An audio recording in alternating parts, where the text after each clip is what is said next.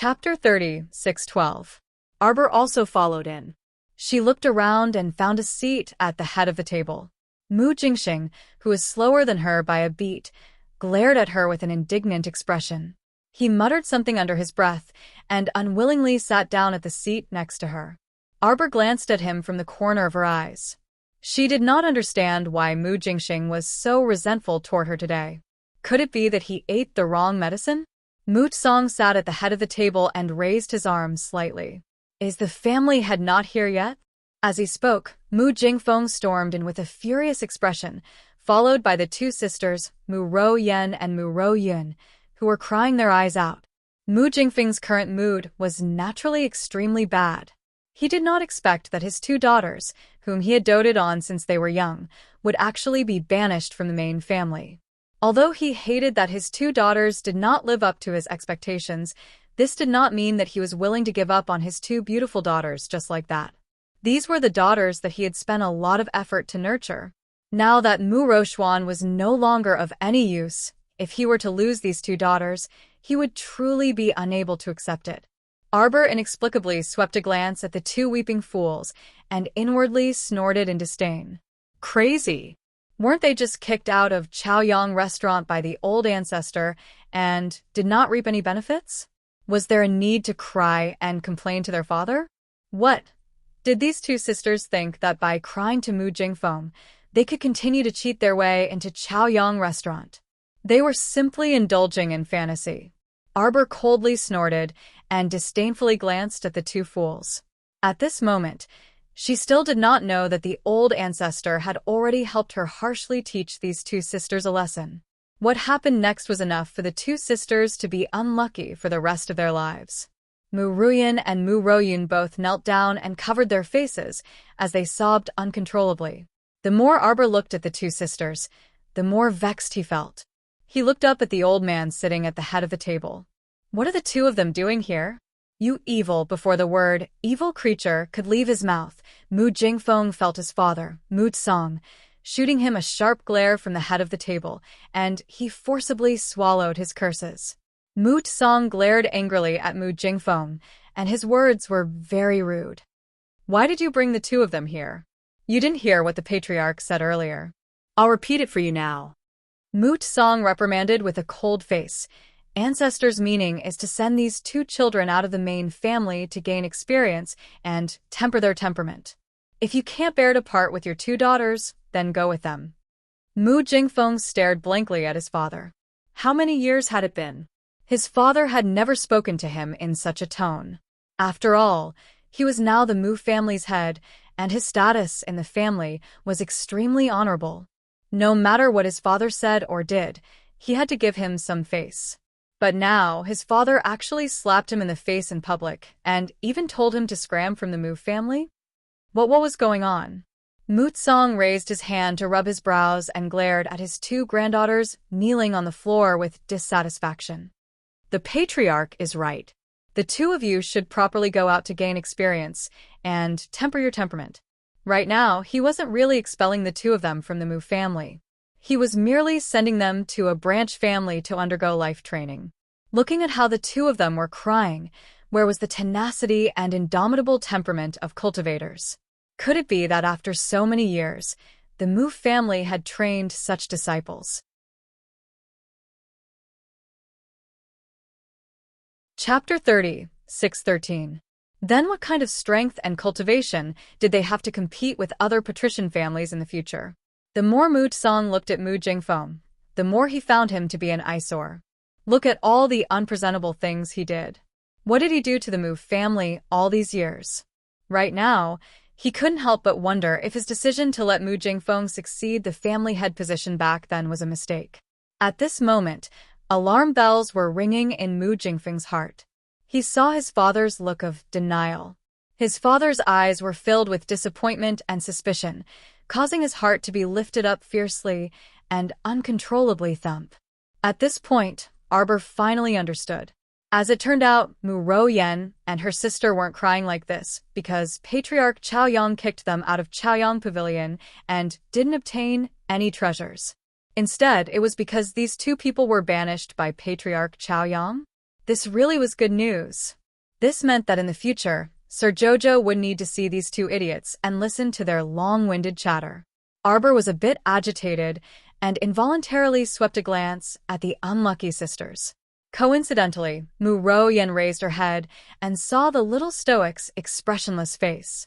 The resentment and hatred in her heart instantly surged, and she couldn't help but raise her voice and shriek, "I refuse to accept this.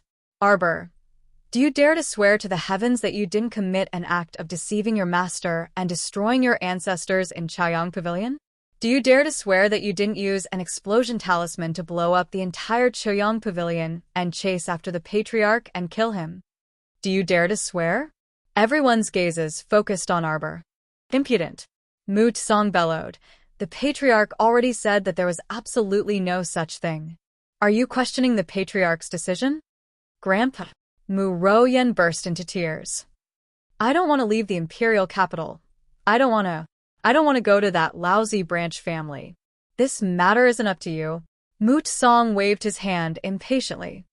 "Guards, escort these two back. Watch them pack their things and send them away tomorrow morning." "Grandpa." The two sisters burst into tears. They wanted to lie on the ground and plead for mercy, but Mu Tsong obviously didn't give them the chance to continue talking nonsense. He directly ordered people to drag the two of them away. Mu Ro Yen and her sister bitterly turned to look at their father, Mu Jingfeng. However, at this moment, Mu Jingfeng was also shocked by old Master Mu's cold expression. How would he dare to plead for leniency? He simply allowed the servants to bring them away. Mu Tsong coldly glanced at Mu Jingfeng. Family head, ancestor appeared just now and made an important decision. His voice was very calm, but the hearts of the Mu family members present were not calm at all. Mu Jingxing's face couldn't help but twitch. He tried his best to suppress the resentment in his heart and turned to glare at Arbor, who was sitting on his left. "The old ancestor has decided that you should abdicate and hand over the position of clan head." Mu Jingfeng's facial muscles twitched, and he could not help but shout, "Father!" He thought that this decision was Mu Tsong's own decision, and that he was only using the ancestor's name. "You think this is my decision?" Mu Tsong glanced at his son and calmly said, "Back then, after you were kicked out of Chaoyang Pavilion, you left in a fit of anger. Ancestor Chaoyang appeared with us and announced this decision." "I don't agree." Mu Jingfeng's face flushed red. "Arbor's surname isn't Mu." Chapter 30, 614. She even abandoned her Mu family surname. On what basis should she be the head of the household? Mu Jingfeng's face could not help but slightly contort. Elder Qing's expression was complicated. That's right. Furthermore, the crown princess has only returned to China not long ago. Letting her shoulder the entire Mu family's future? Isn't this too much of a trifling matter? The crown princess is still young. She's not suitable. That's right. As the imperial family's daughter-in-law, the crown princess will have many trivial matters to attend to in the future. It's not good to bother her with the Mu family's matters. All sorts of voices emerged, but every word was negative toward Arbor's succession as the head of the household. Of course, the decisions made by the head of the household over the years have also harmed the family's interests. In particular, his attitude toward the Long family has also been wrong. Old family head, you can choose another suitable disciple to inherit the position of the head of the household. Oh? Who does Elder Fu think is suitable to inherit the position of the head of the household? Mu Tsong asked coldly as he looked at the elder on his left who was spouting nonsense. "I think Jing Xing is quite suitable." As soon as he said this, Mu Jingxing immediately cupped his hands toward the elder who nominated him. He could not help but smile as he modestly declined. Elder Fu is too kind. In terms of qualifications, Jing Xing may not be enough. Furthermore, Jing Xing has no intention of stealing Big Brother's limelight. After saying this, he cupped his hands toward the unsightly Mu Jingfeng with a tactful look. Mu Tsong harumphed and abruptly raised his hand to slap the table. "All of you, shut up. Jing Xing, you are indeed not qualified to be the next head of the household." The old man's words instantly made Mu Jingxing's face turn ashen. He understood his father very well. Since his father had completely rejected him, it meant that he had absolutely no hope for the position of the head of the household. It was just that he had to respectfully address Arbor as the head of the household in the future. No matter what, it was hard for him to accept.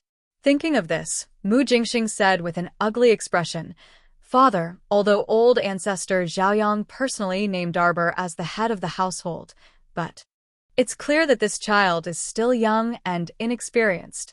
She's not suitable to be our Mu family's head in all aspects." I agree with Jingxing. I agree too. Seeing that the whole family was against it, Mu Jingfeng's face, which was as black as the bottom of a pot, looked slightly better. As long as everyone objected in unison and there was no suitable candidate in the family, then for the time being, there would be no change in the position of the family head. Mu Jingxing, this brat, had grown wings in recent years and started to have special ideas.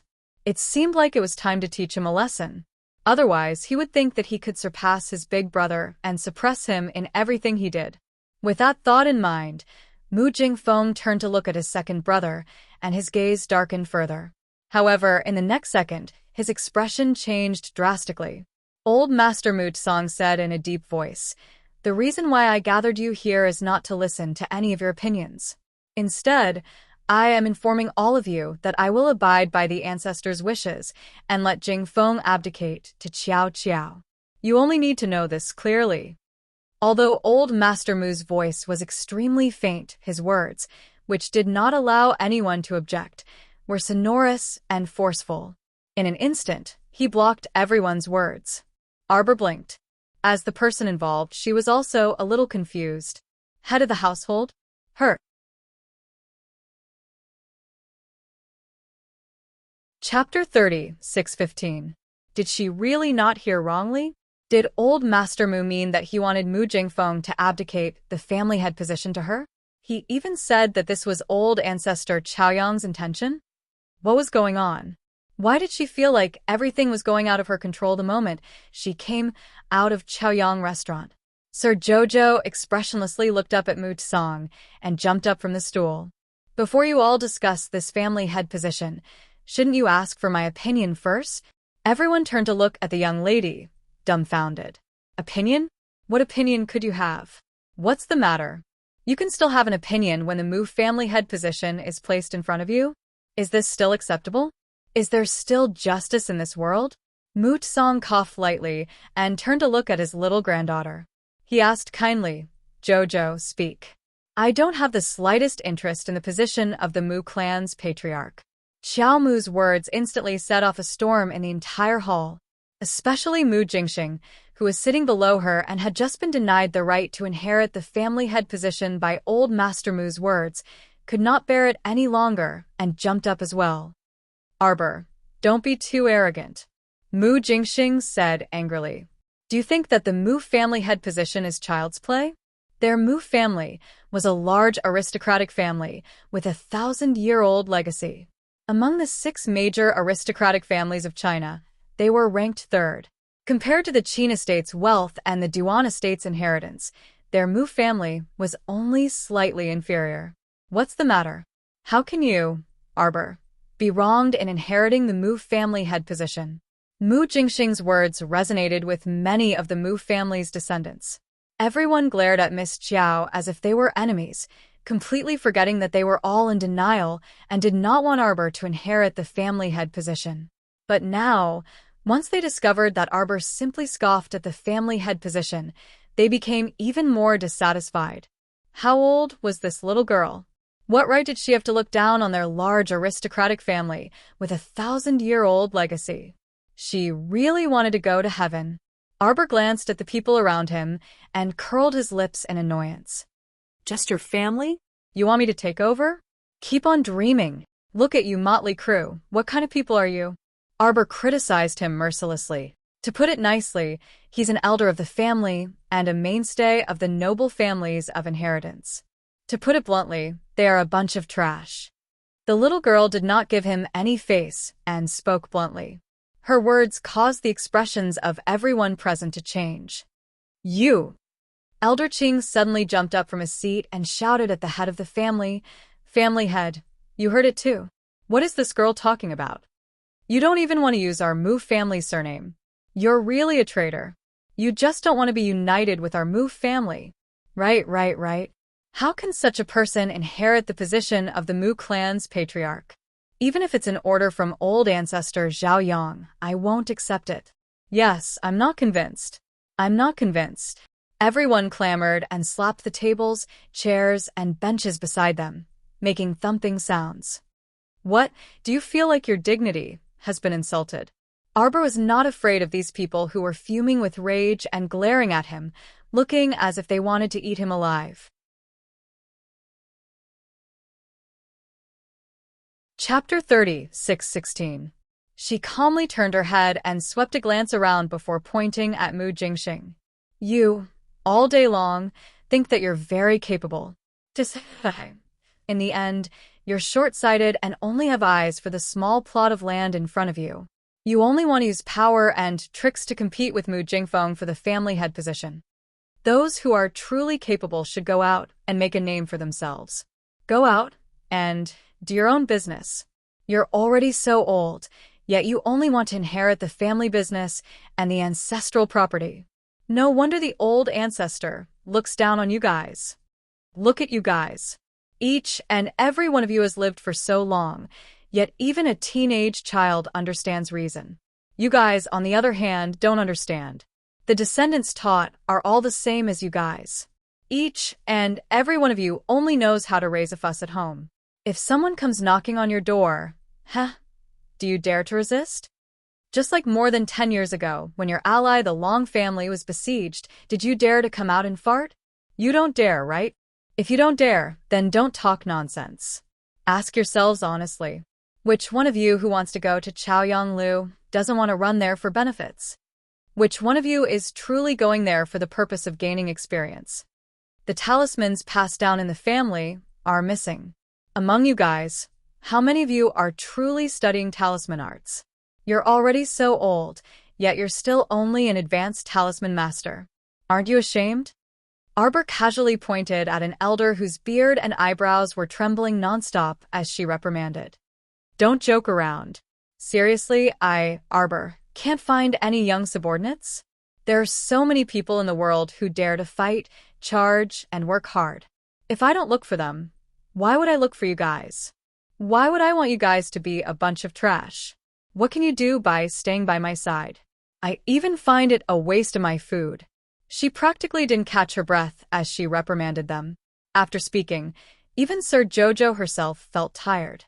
A bunch of fools. What was she wasting her breath on them for?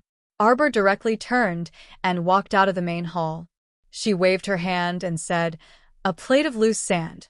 A motley crew. Whoever wants to be the family head can be. Don't come looking for me." You. How could the elder, who was directly pointed at his nose and asked if he was ashamed, endure such idle anger? He jumped up from his seat and threw an attack talisman at Arbor's back. Old Master Mu, who was sitting at the head of the table, snorted. "Stop it." But the talisman had already turned into a streak of light, and the surging talisman energy rushed towards Arbor's back. A frog in a well. Arbor turned her head and moved her fingers slightly. A jade talisman jumped out and scattered specks of light in front of her, directly absorbing the opponent's attack talisman. That jade talisman floated in midair, and with Xiao Mu's shout, "Go!" it flew towards that elder whose complexion had turned slightly green with a whoosh. "Elder Du!" everyone exclaimed. The jade talisman emitted a strange light, and a surging attack talisman force rushed toward Elder Du's chest. This time he was sent flying. With a bang, he smashed into the armchair on the left, smashing the poor chair into pieces. He also rolled to the ground, groaning and groaning for a long time, unable to get up. The power of an ant. Arbor shouted and flipped her hand. A jade talisman with a strange light was flicked in front of Elder Du Freeze. The jade talisman suddenly turned into powder and dissipated in the air. Everyone took a closer look. Oh God! Elder Du was petrified on the ground.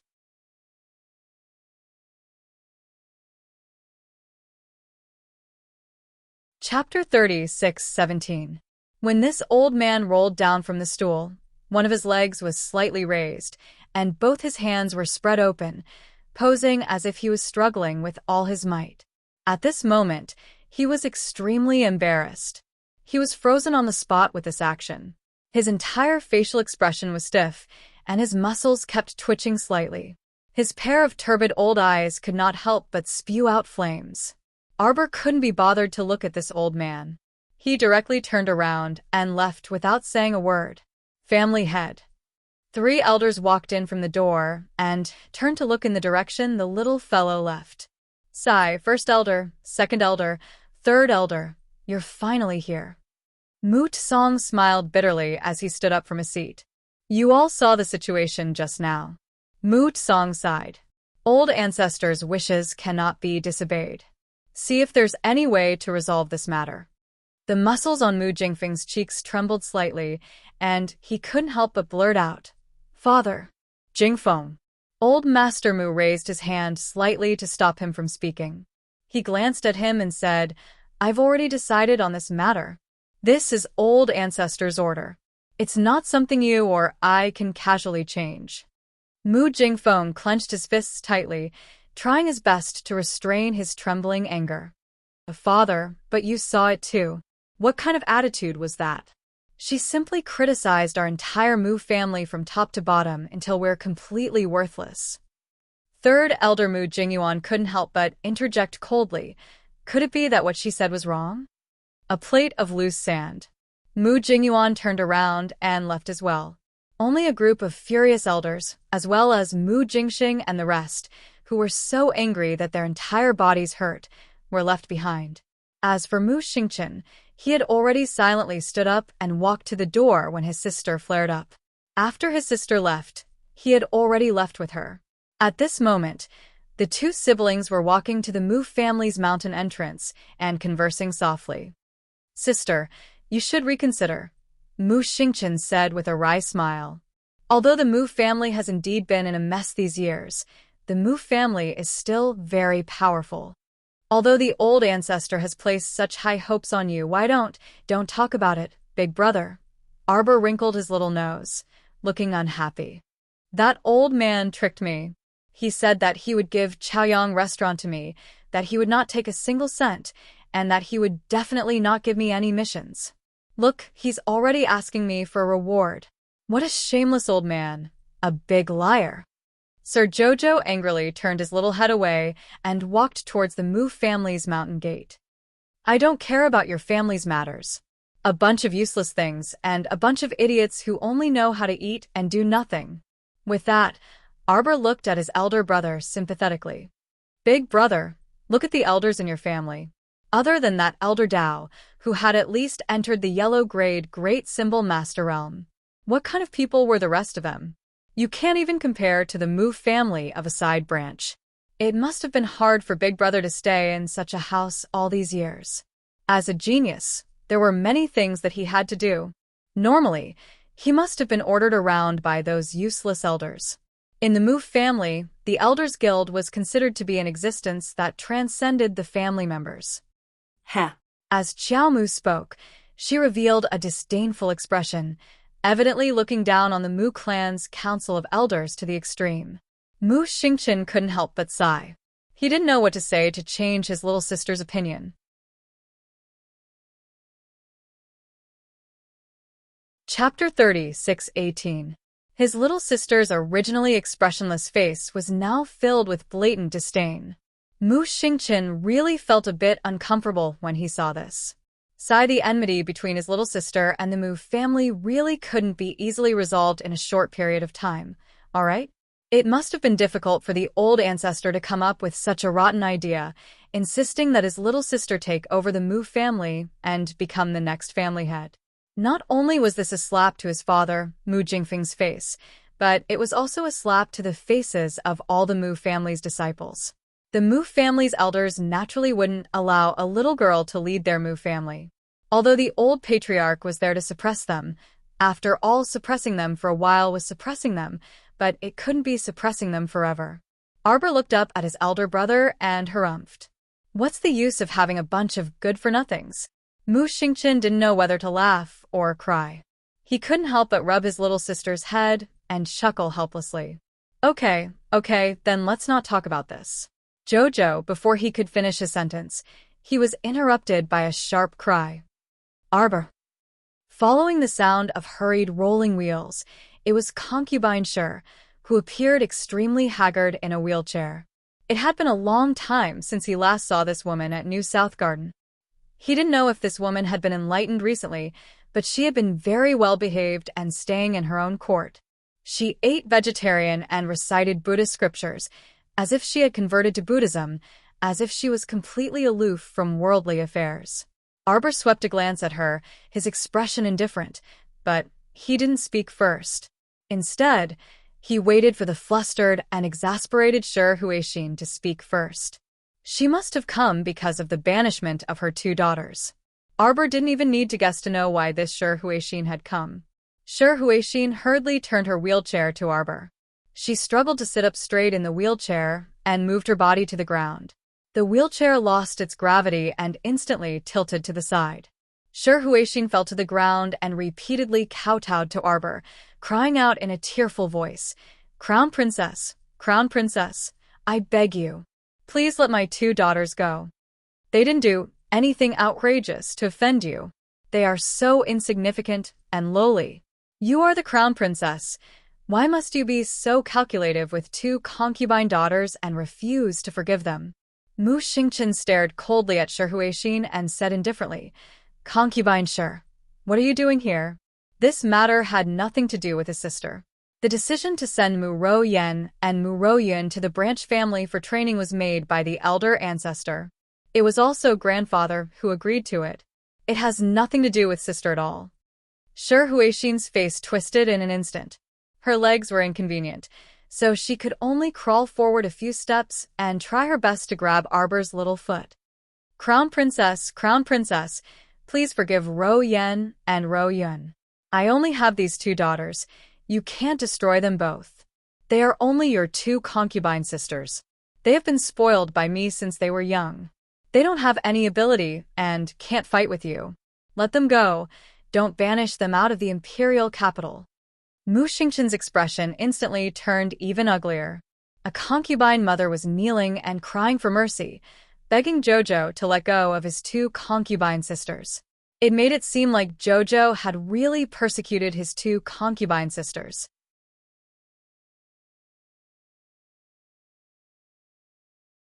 Chapter 30, 619. What good would this reputation do if it were to spread? This Sure Huixin was truly a source of disaster.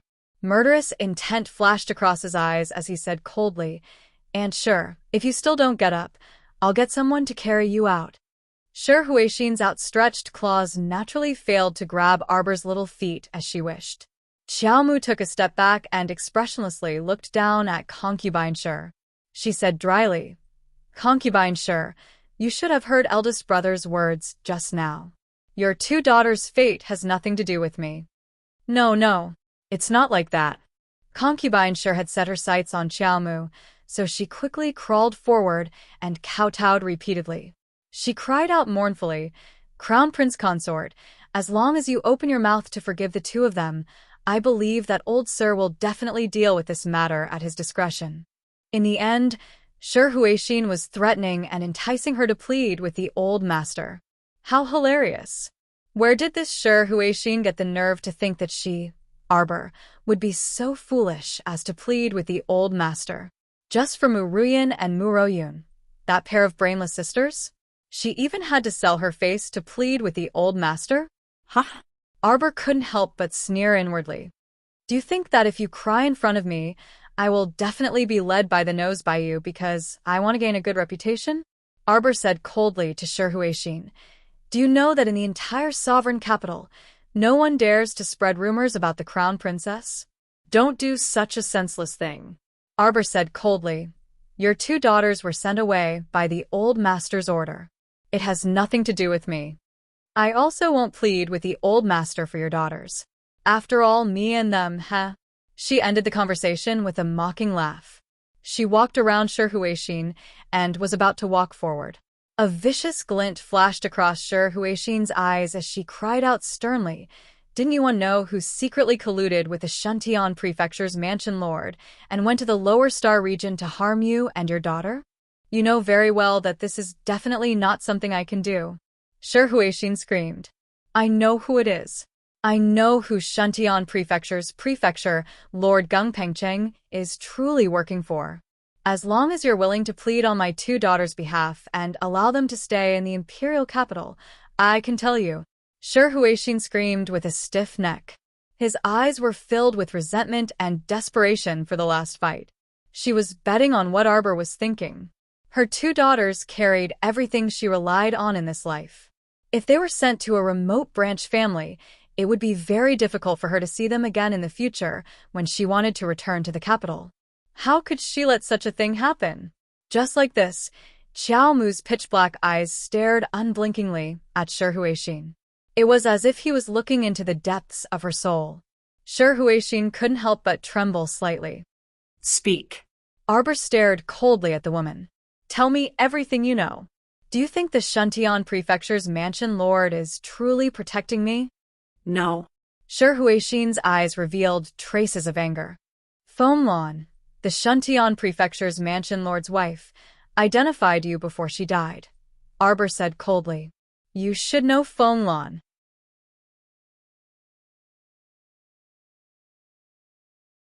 Chapter 36:20.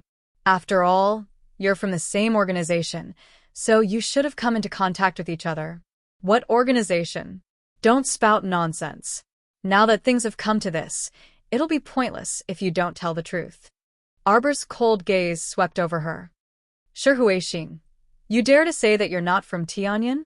If you weren't targeting me on purpose, why did you already welcome Xiaoingchen back when I first came to the Divine Province, planning to replace my identity and ruin my reputation? Then, you deliberately brought Xiaoingchen to General Zhongli's estate. Wasn't it to mislead everyone into thinking that Xiaoingchen, who was impersonating Mu Qiao, was such an unpresentable thing? Shantian Prefecture's prefecture lord said it before. He's also helping someone, and the person he's helping doesn't want me to have a good life. And it's precisely because every single thing you've done these past few days, every single one of them, that you don't want me to have a good life.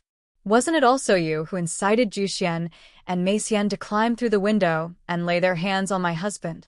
And that second-rank lass Xiao Xing. She turned into a corpse in the woodshed. I've come into contact with you before, but you still don't admit that you're from Tianyan?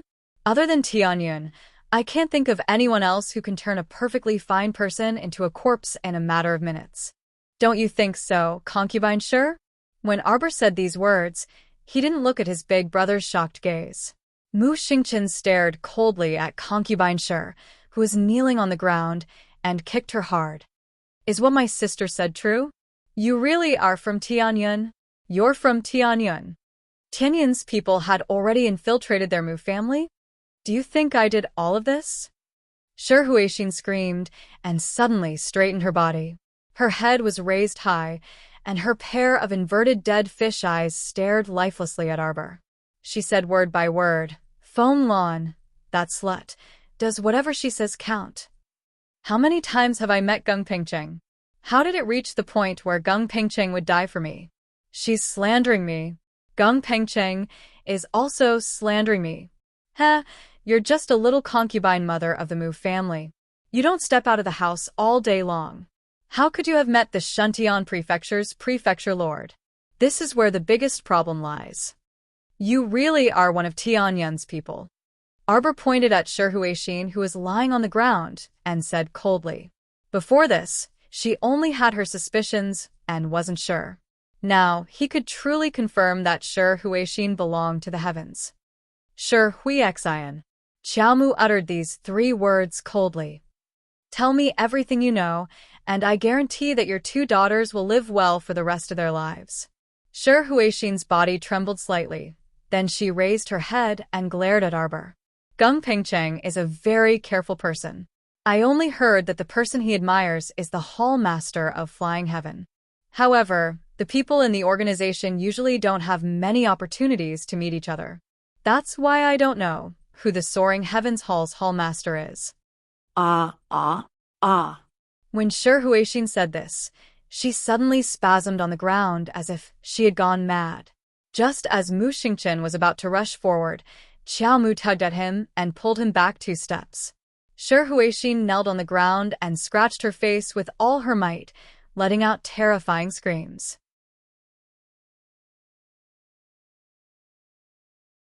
Chapter 36:21.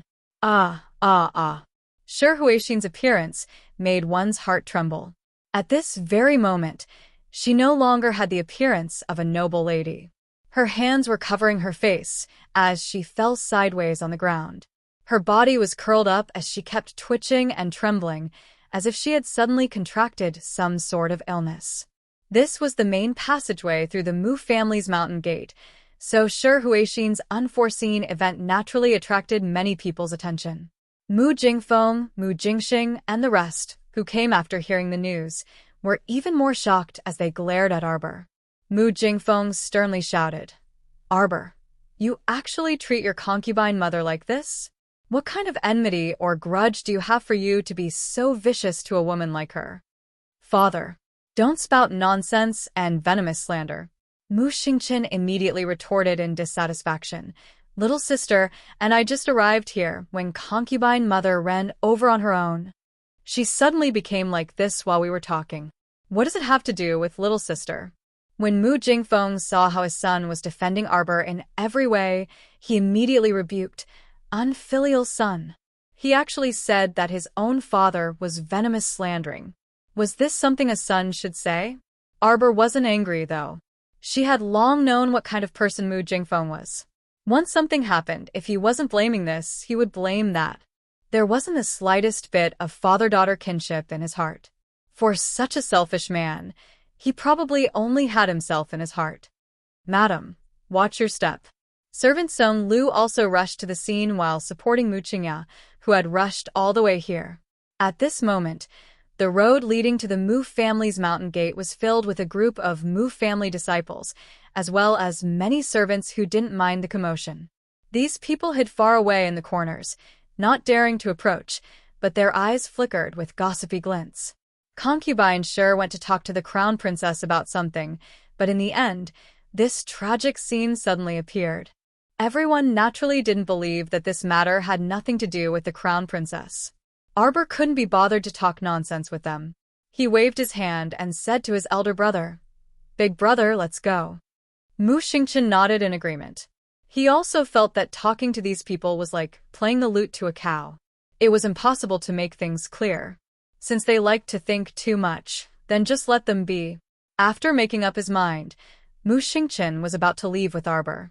However, how could Mu Jingfeng let them leave just like that? Mu Jingfeng waved his hand in front of Qiao Mu's face as he declared with a darkened face, "Qiao Mu, in any case, you are still a child of the Mu clan. Don't rely on your status as the crown prince consort to do as you please. You poison your own concubine mother.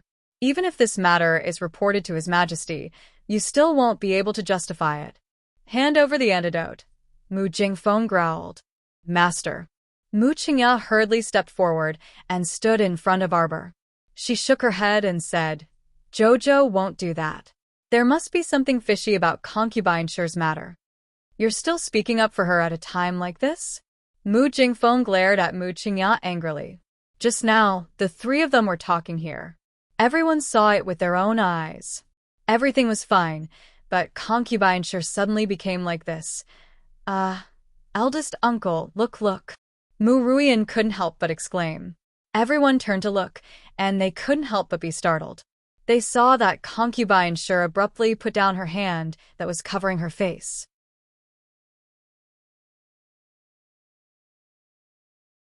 Chapter 36:22. This time, everyone couldn't help but be shocked. They saw that concubine Shi's face had already completely rotted, oozing a terrifying thick juice. As if it had been corroded by some kind of venom, her face was disappearing inch by inch in this liquid. Mu Jingfeng couldn't help but avert his gaze in disgust. He turned to glare at Arbor and shouted, "Arbor, you really have such vicious thoughts. Such vicious methods. No matter what, your concubine Shi is still your concubine mother and your elder. Even if your words were a bit offensive, you can't use such methods to harm a woman with a low cultivation. Do you still have a conscience? Do you have any sense of shame? Mu Jingfeng shouted angrily, not caring about how many people were present.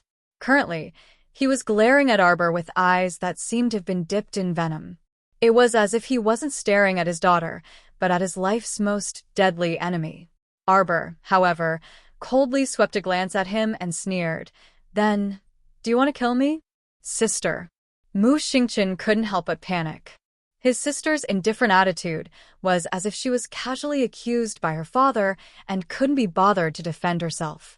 As her eldest brother, he naturally didn't want to see his sister suffer such a great injustice and be forced to bear the infamy of killing her concubine mother. Father, you'd better be careful with your words and actions. Don't make wild accusations, Mu Xingqian angrily said. We siblings only spoke with concubine Shi for a few minutes.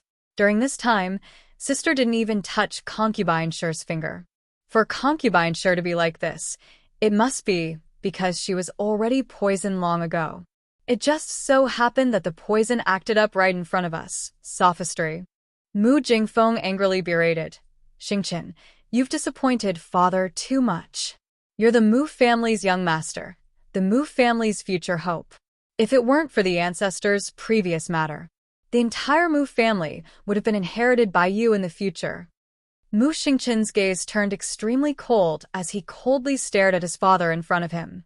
He sneered, Father, you don't need to sow discord. I'm not like you, having a strong desire to control the Mu family's power.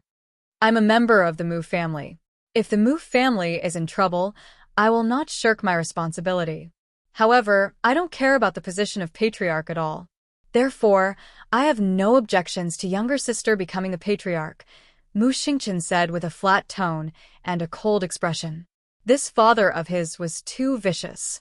For the sake of the patriarch's position, he actually did not hesitate to sow discord between him and his younger sister.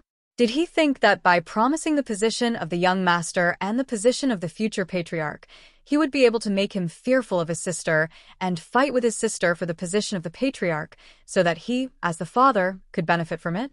He was simply too naive. Mu Jingfeng's eyes emitted a cold and venomous glint as he stared fixedly at his son for a long time before bursting into laughter.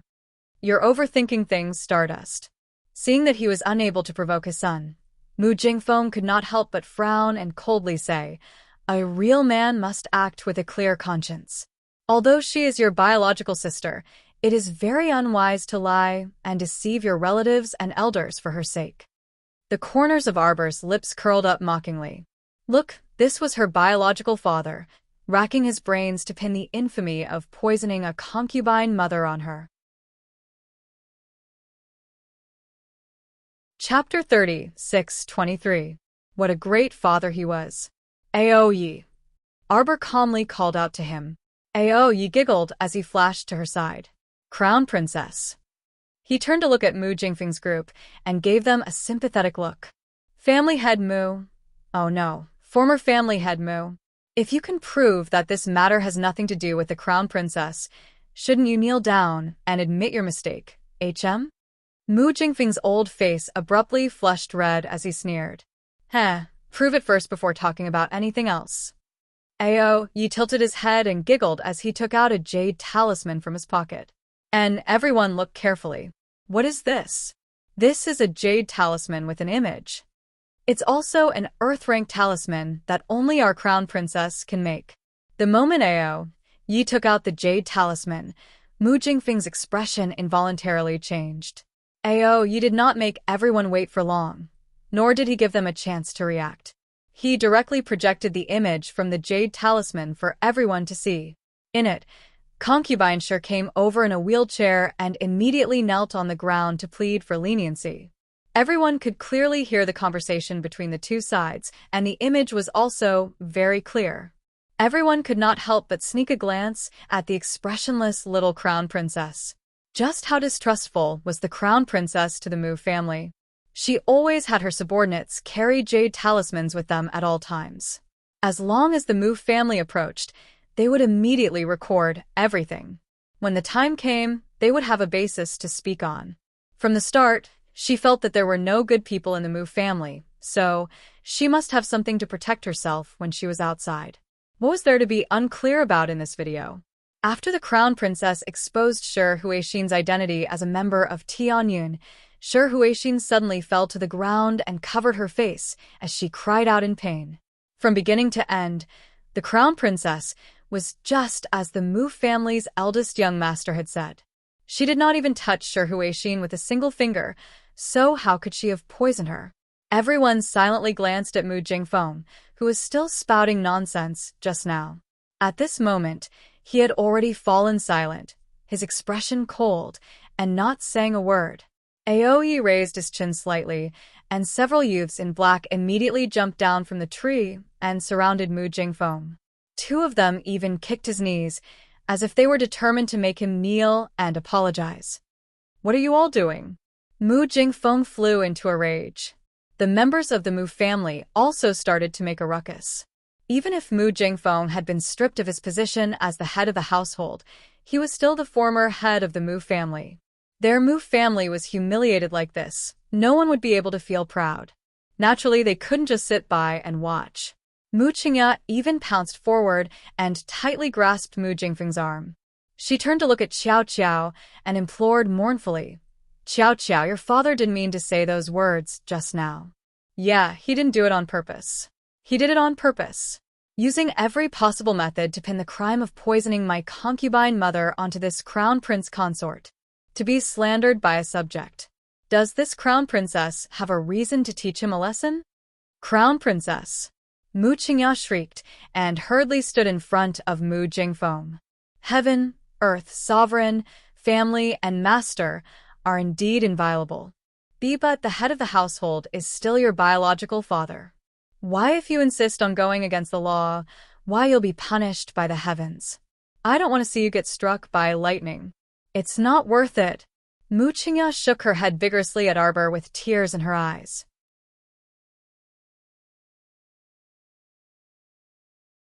Chapter 36-24. Arbor suddenly laughed. Everyone was stunned by this smile. That was because this child rarely smiled. Ever since she returned to the Mu family, she had never smiled at anyone from the Mu family. However, she suddenly laughed today, causing everyone's hair to stand on end. Heavenly punishment? If the heavens truly have a spirit, such a filthy and ugly soul should have died 10,000 times already, no? Her ice-cold voice was like the unmelted snow in the abyss, coldly drenching everyone's hearts. "Let's give it a try. If the heavens come to strike me, I'll endure it. If it doesn't come, ha ha ha." Arbor laughed out loud with a wanton expression. She raised her small hand slightly, and the crowd of black-clothed youths pressed down on Mu Jingfeng, who was struggling to move his limbs, and dragged him to the side of a tree. After tying this fellow to the tree, Aoi pulled out a shiny black whip and personally punished him. According to the laws of China, those who slander and defame the imperial family will be whipped 100 times as a warning to others. Smack! A whip as swift as lightning landed heavily on Mu Jingfeng's body. Ah! Mu Jingfeng howled on the spot. His eyes revealed traces of cold light as he glared at Arbor. "You ordered your father to be whipped." Mu Jingfeng's muscles trembled nonstop. He tried his best to pull out a defensive talisman from his inner world, but Aoi restrained him. "You devoid of conscience, you evil woman. The heavens won't let you off." Mu Jingfeng angrily rebuked. As he spoke, the sky seemed as though it was really going to rain lightning. Dark clouds gathered in the sky, and a faint rumble of thunder could be heard. "The heavens!" Arbor sneered and slowly raised his head to look at the rolling dark clouds in the sky. "Let's see who will strike." In the blink of an eye, a rolling thunder suddenly fell from the clouds and abruptly landed on the stupefied Mu Jingfeng, causing all the hair on his body to stand on end. Following that, several whips landed, giving him no time to react. Ah! Mu Jingfeng could only let out a shrill scream. Arbor laughed heartily as he calmly looked at the man in front of him. His gaze slowly turned cold and resolute. "Mu Jingfeng, Now you know." Who does the heavenly Tao want to destroy? It's because of you, the one who disregarded the emperor, the one who obliterated family and humanity, the one who's worse than pigs and dogs' trash. Jojo, Jojo, don't, Jojo. Mu Qingya wanted to rush forward, but Song Lu and Nanny Chiu grabbed her arms tightly.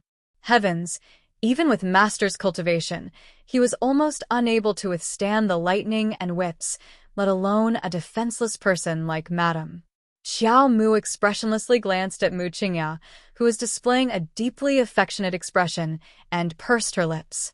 So, what if such an ignorant and cowardly man dies? You can just remarry. What's there to be reluctant about? Humph. Everyone stared at her, dumbfounded. He felt that the young lady did not see Mu Jingfeng as her father at all. She did not even see him as a human being. So what if he dies? She even instigated Mu Qingya to remarry? Was this something a daughter should say? Arbor swept a glance at everyone before turning to walk out of the crowd. He coldly lowered his head to look at Shi Huixin, who had already turned into a puddle of water, and coldly instructed, "Go search Concubine Shi's courtyard. Didn't she say that she left something good for me?" Everyone present looked at the young lady before them with various expressions.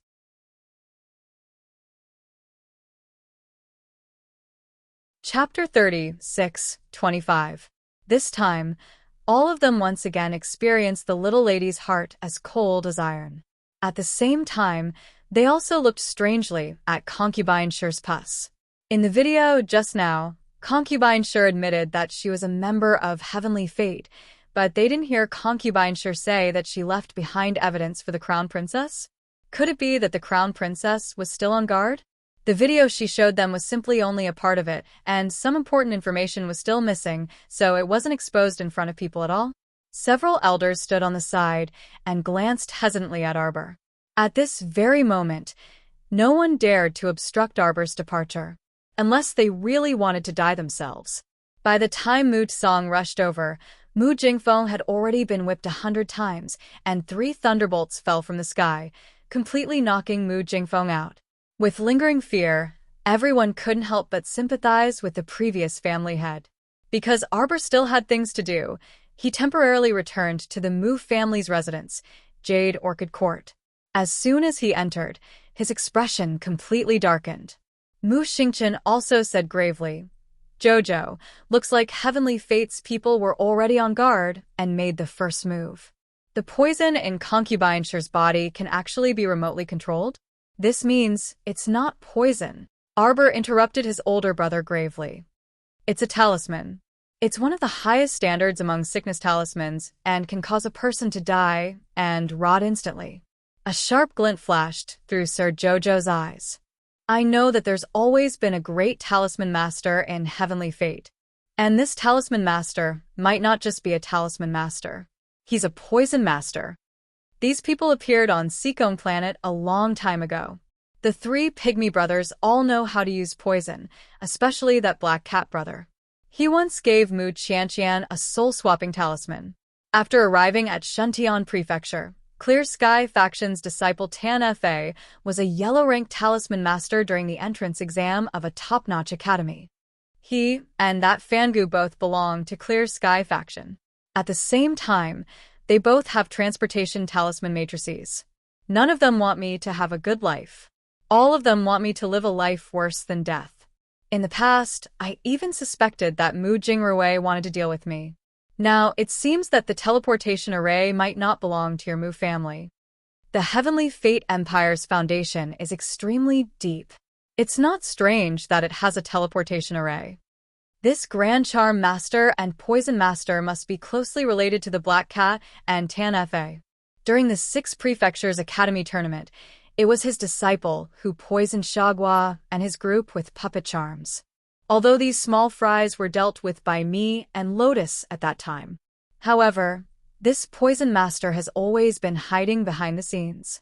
Even now, we still don't know who he is. He's been hiding all this time, secretly cultivating batch after batch of talisman talents for Tianyun. Those charm masters of the Clear Sky sect were also created by him, which means that he has a deep relationship with the Clear Sky sect. Although the Clear Sky sect doesn't belong to the Heavenly Fate Empire, there's bound to be some kind of connection between them. It's just that we don't know about it yet. When Mu Xingqian heard about the Heavenly Fate Empire, he had also heard Mo Lian mention the ins and outs of the matter. Although he might not be clear about the details, he could still understand the gist of it. This Clear Sky sect was determined to make things difficult for Jojo. Now, it seemed that the Clear Sky sect was indeed closely related to the Heavenly Fate Empire.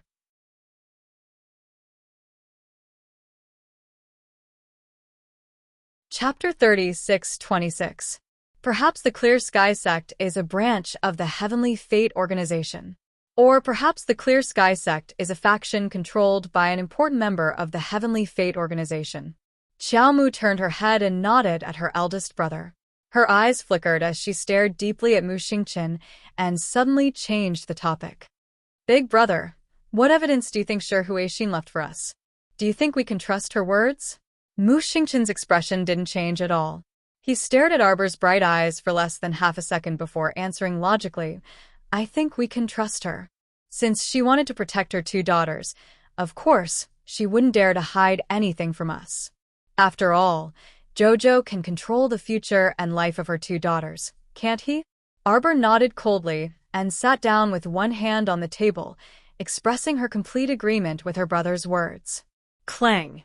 She threw a few pieces of broken jade talismans on the table and looked at them with cold eyes.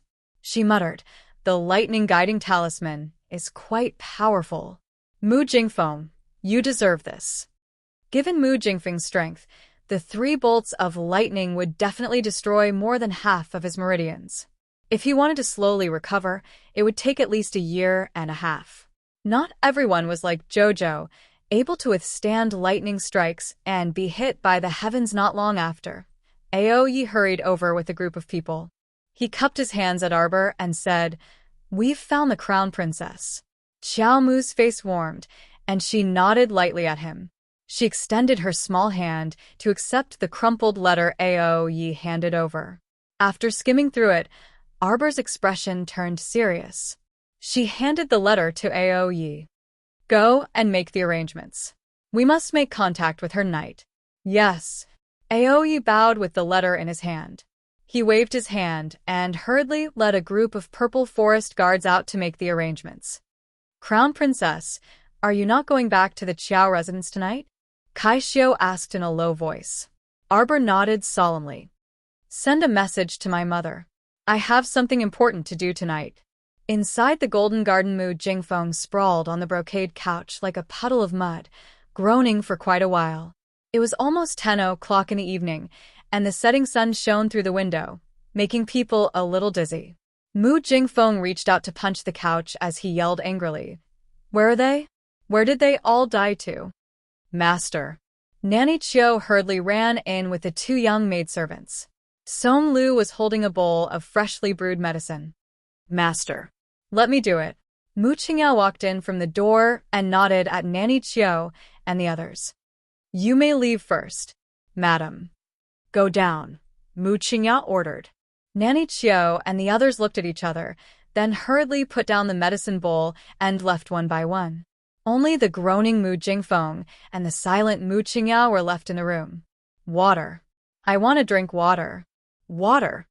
Mu Jingfeng turned his head with all his might and glared at his wife.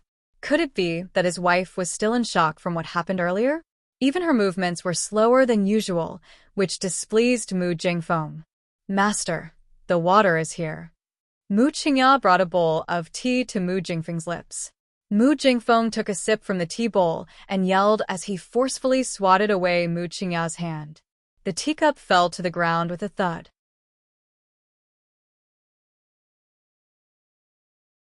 Chapter 36:27. Mu Jingfeng's sharp reprimand abruptly rang out in the room. Wicked woman. This water is so hot. How can someone drink it? Mu Qingyao sighed and got up to pour another cup. She brought it to Mu Jingfeng and carefully blew on it. Old master, it's already cold. Mu Jingfeng leaned over and carefully took a sip. Feeling that there was no problem, he gulped down 2 mouthfuls. This unfilial daughter. Right now, half of his meridians were crippled, and he was paralyzed like a cripple. He didn't even have the slightest bit of strength in his limbs, so how could he not be furious? Old master, it's also because you've overdone it that Xiao Qiao resisted. Mu Qingya sighed. She picked up the medicine bowl at the side and gracefully walked to Mu Jingfeng's side. She half helped him up and leaned him against the couch. Holding a spoon in one hand, she meticulously stirred the medicinal concoction in the bowl with a very focused gaze. However, Mu Jingfeng was dissatisfied with her defending Arbor again. He couldn't help but angrily say, "You've always been protecting her and smoothing things over for her. You've never been this attentive to Rochuan before." Mu Qingya glanced at him and concentrated on stirring the medicinal concoction in her hand. "Old master, I know you're angry. If you didn't say that Jojo poisoned concubine Shi earlier, Jojo wouldn't have ordered you to be whipped because of this. You're still talking?" Mu Jingfeng slapped the couch and angrily roared, "Even if I, as her father, wronged her, I didn't do it on purpose. I just didn't understand the situation for a moment. Couldn't she have explained it to me properly? Why did she have to come up and whip me? Is this the attitude a daughter should have toward her father?" "Drink the medicine." Mu Qingya held the medicine bowl and sat beside him. However, Mu Jingfeng raised half of his body and coldly said, "I'm not drinking it. What's the use of drinking this medicine? It can't heal my meridians, can it? Go invite that god-tier alchemist, Alchemist Dan, over tomorrow. Have her treat me." Alchemist Dan reportedly left the city a while ago and hasn't returned. "What? Then go invite another alchemist over for me. No matter how much it costs, you must heal my messed up meridians as soon as possible. You should drink this medicine first." "I said I won't drink. Take it away." Mu Jingfeng impatiently pushed her hand away. Mu Qingya was holding a bowl of medicine, and when he pushed it, most of the medicine spilled out onto her palm. Although it wasn't very hot, Mu Qingya's face gradually darkened. She suddenly raised her hand and threw the remaining half bowl of medicine, along with the other bowl, at Mu Jingfeng's face. Mu Jingfeng yelled and waved his hand to wipe the medicine off his face before throwing the bowl on the floor. After the crisp sound, Mu Jingfeng glared at Mu Qingya, his eyes almost spitting fire. "Bitch. Are you trying to rebel? How dare you treat me like this? Are you looking down on me now? Although I've been stripped of my position as the patriarch and half of my meridians have been crippled, I'm still not someone a slut like you can wantonly trample on. Mu Jingfeng, you're always like this. If anything happens, it's someone else's fault. Once something doesn't go your way, you'll immediately adopt this vile attitude. Do you think you're still that high and mighty patriarch, Mu? Do you think you still have a chance to turn things around in this lifetime?"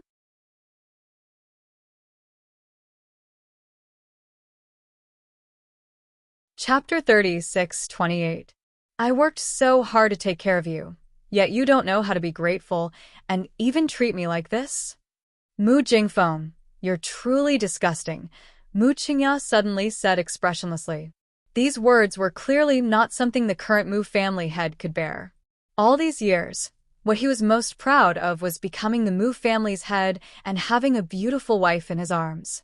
Even though he was nearing his 40s, he was still elegant and graceful. Which woman would not praise him as a handsome man when they saw him? In this world, there was really no one who would say that he was truly disgusting. Mu Jingfeng stared intently at Mu Qingya in front of him, as if wanting to see a trace of other emotions in her eyes. Unfortunately, there was nothing, other than a few traces of disdain, indifference, and mockery toward him in her eyes. There was really nothing else. But how could he see these emotions in the eyes of his wife who had been with him for so many years? For a moment, Mu Jingfeng really suspected that he might have gone crazy and was seeing things. Qingya, she had never, ever revealed such emotions toward him. In his heart, Qingya had always been a docile, gentle, and obedient woman. She was very perfect and completely met his requirements for a wife. He did not like women who were too strong. He, Mu Jingfeng, liked women like Qingya who were gentle, tactful, and obedient to him for the rest of their lives. Speaking of which, Long Qiyun's temperament was the complete opposite. She was strong-willed, tenacious, and liked to handle everything alone. She was so strong that he almost felt a kind of pressure. And now, how did his wife, who had always been perfect, suddenly become like this? Was the mockery in her eyes really directed at him? Mu Jingfeng? Qingya. Mu Jingfeng could not help but call out. He forced himself to straighten his body and suppress the anger in his heart with a perplexed expression. What's wrong with you? Mu Qingya seemed to have been provoked to a critical point by him, and all of a sudden, all of her emotions exploded. I said that you're disgusting. Don't you understand? Mu Qingya coldly stared at Mu Jingfeng and sternly shouted, I'm disgusted with you, Mu Jingfeng. I've always been disgusted with you all these years. Ever since the day you ruined my innocence, I've been disgusted with you all the time. Mu Jingfeng's eyes widened in shock as he looked at his wife in disbelief. You? What did you say? Disgusting? His wife, who had been with him for so many years, actually said that she was disgusting to him? On what basis? The slightly distorted face of the woman in front of him had completely overshadowed the gentle look on her face in the past. Gradually, he felt that the person in front of him had become very blurry and unfamiliar. Who are you? You are not my Qingya. Mu Qingya couldn't help but sneer at him. I've always been like this. Mu Jingfeng, you've always lived in your own world. You've never truly opened your eyes to clearly see the people around you. You're already in this state.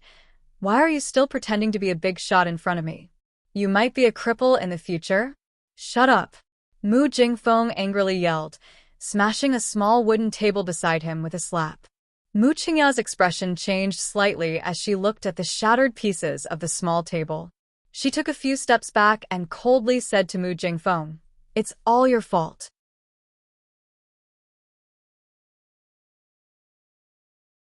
Chapter 30, 629. You vicious and heartless man. Serves you right that even your own daughter treats you this way. When I found out that you were engaged to someone else, I immediately distanced myself from you. I kept my distance from you, but even so, you still refused to let me off. You barged into my court, disregarded my wishes, and took me for your own. You made me bear your children. You made me bear the burden of the entire Mu family and all these trivial matters for so many years. You even made me earn money to support the family and help you take care of your harem of concubines. Why you all make me feel disgusted. Sometimes, I'm constantly thinking that if I had made a prompt decision back then and left this damn family, my life right now wouldn't be like it is now. Mu Jingfeng, do you know how much I hate and disgust you? A person like you is selfish and heartless. You only have your own interests in your eyes. You've lived in your own world all your life. You've never really thought about others.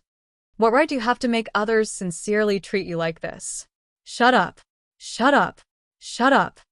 Mu Jingfeng screamed in shock, wishing that he could smash the bed into smithereens. Bitch. Mu Jingfeng struggled to get up from the bed, but his meridians were in a mess, and his limbs were not under his brain's control. The moment he moved, his entire body fell off the bed. He glared at Mu Qingya in front of him and suddenly took out a talisman with a flip of his hand, throwing it in her direction. Bitch. Do all of you hate that you can't let me die? Fine. Since you don't want me to have an easy time, I'll make all of you not have an easy time either. Following this, Mu Jingfeng threw out a yellow talisman with all his might and shouted, Activate the talisman. A ferocious attack from the talisman headed for Mu Qingya's chest. Nanny Chiu and the others, who had heard the commotion, hurriedly barged in and cried out in alarm as they rushed forward. Bang. Bang. Bang. Bang. The attack from the talisman knocked them away one by one, and by the time it landed on Mu Qingya's body, its attack power was already more or less depleted. Therefore, she didn't suffer any serious injuries. She only fell to the ground, and her face was pale with fright. Bitch. Mu Jingfeng angrily reprimanded. He slid to the ground and struggled to get up. Unfortunately, with his current strength, it seemed difficult to do so. Therefore, he crawled forward a few steps, struggled with all his might, and threw himself onto Mu Qingya. The man pinned Mu Qingya under his body and grabbed her neck with both hands. At this moment, Mu Jingfeng's face was flushed red, and his eyeballs were bulging out. It was as if his entire body was being roasted by a raging fire. He gripped Mu Qingya's throat tightly and shouted, "Bitch, you bitch. You actually said that I'm disgusted? Back then, weren't you the one who would smile gently and call me Brother Jingfeng every time you saw me? And you say you're not interested in me? Now you're saying this again? Saying that I'm disgusting. You're crazy for no reason." Ugh, ugh. Mu Qingya's throat was tightly gripped by this man's strong hand. Naturally, she couldn't help but cry out and struggle to breathe. Unfortunately, Mu Qingya didn't have the strength to truss a chicken.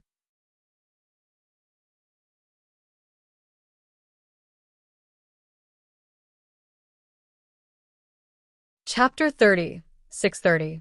Even if Mu Jingfeng was seriously injured, with his cultivation, he wasn't someone a woman like her could easily break free from. "Madam, madam, madam." Nanny Chiu struggled to get up, but the talisman earlier hurt her all over. She wanted to get up now, but she didn't have any strength left. Som Lu, who was at the side, had long fainted from the talisman's power. Someone come quickly. Master has gone crazy. Someone come and save Madam." Nanny Chiu's shrill voice nearly broke through the roof. Mu Jingfeng's eyes were already red, and he clutched Mu Qingya's throat tightly as though he had lost all reason. He spat, "Bitch, you bitch. What did I do wrong to you? Why are you doing this to me? Just because I don't have the position of the family head, just because I'm about to become a cripple? That's why you look down on me and even want to rebel against me? I'm telling you, Mu Qingya, don't even think about leaving me in this lifetime. You were my Mu Jingfeng's when you were alive, and when you die, you'll also become my Mu Jingfeng's ghost." As he spoke, his eyes reddened, and he exerted more strength in his hands, as though he wanted to strangle Mu Qingya to death. Mu Qingya's face contorted as she glared at the man in front of her. Her eyes were fixated on him, and her expression was filled with hatred. The Crown Princess has arrived. At this moment, an announcement was suddenly heard, and it sounded like the sound of nature. In the room, Nanny Chiu's spirits were lifted, and she struggled to crawl toward the door with tears streaming down her face. As she crawled, she shouted loudly, Crown Princess, save me, Crown Princess." The little Crown Princess stepped through the door and immediately saw Mu Jingfeng, who was tightly pressed against Mu Qingya and had his hands tightly wrapped around her neck. This man was desperately clutching Mu Qingya's neck like a madman, as though he wanted to strangle her to death. Arbor's gaze changed slightly, and he coldly said, "Why are you going to pull them away?" "Yes." Tom nodded slightly and immediately stepped forward. He forcefully pulled away Mu Jingfeng, who was not letting go of Mu Qingya's neck. Cough, cough, cough, cough, cough, cough, cough, cough. Mu Qingya heaved a sigh of relief. Her chest heaved up and down. She covered her throat and coughed violently, as if she was going to cough her lungs out. Som Lu and the other maidservants were also woken up by Kai Xiu, Kai Chi, and the others by pinching their philtrum. "Madam, madam." Som Lu and the others hurriedly crawled forward while sobbing. They all appeared to be in a very sorry state. There were still traces of blood on the corners of their lips. Perhaps they had suffered some internal injuries. "I am fine. I'm fine." Mu Qingya forced a smile at them and coughed hoarsely. Arbor looked at them coldly. He glanced around, and his gaze fell on the broken porcelain on the ground. There was a complicated look in her eyes as she looked at Mu Qingya, who was sitting on the ground. There were still 10 distinct marks left on Mu Qingya's neck. It could be seen that Mu Jingfeng had put in a lot of effort back then and was bent on killing her. Arbor glanced at Mu Jingfeng, who was on the other side. At this moment, he was thrown to the side by Tong like trash. He was panting heavily, and his face and neck were red. Crown Princess, please save me." Nanny Chiu lifted the corner of her skirt and crawled forward on her knees. She crawled to Arbor and kowtowed twice.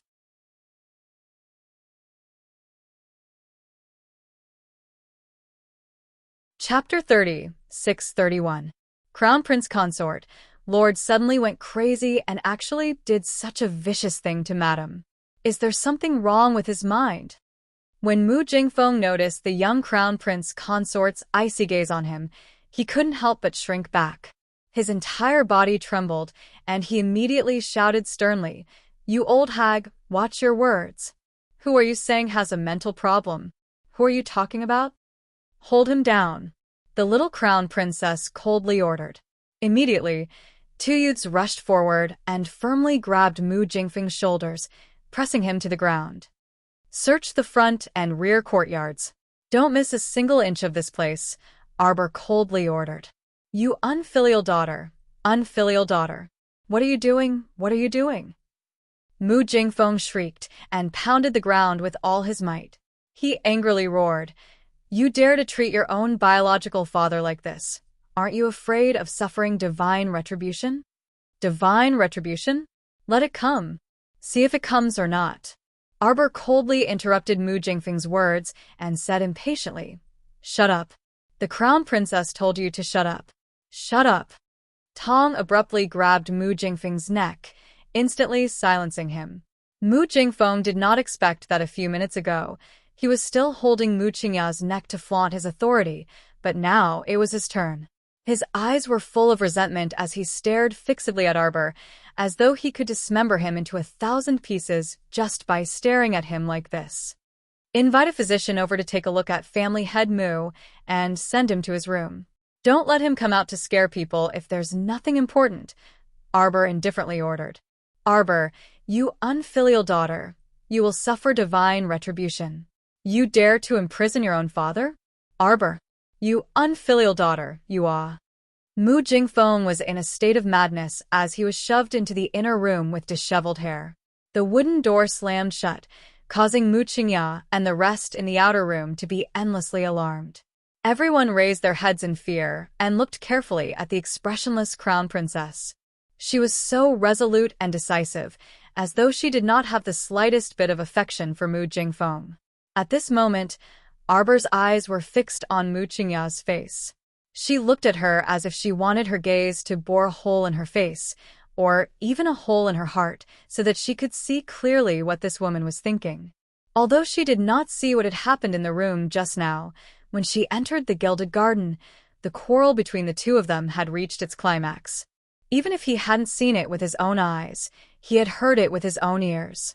With her intelligence, she could naturally guess why Mu Qingya had a falling out with Mu Jingfeng. Mu Qingya actually hated this man ever since the day she was forcefully taken by Mu Jingfeng. She had hidden it so well all these years, but she had always suppressed this hatred in the deepest part of her heart. This woman was really puzzling. Arbor stared at her. The little crown princess's gaze made Mu Qingya's heart palpitate uneasily. She coughed hard a few times and raised her head to look at Arbor. "Crown princess, thank you for saving my life. Why do you hate Mu Jingfeng so much?" Arbor felt that instead of suppressing some doubts in her heart, it was better to ask her personally. Mu Qingya's expression instantly changed. "I don't hate family head."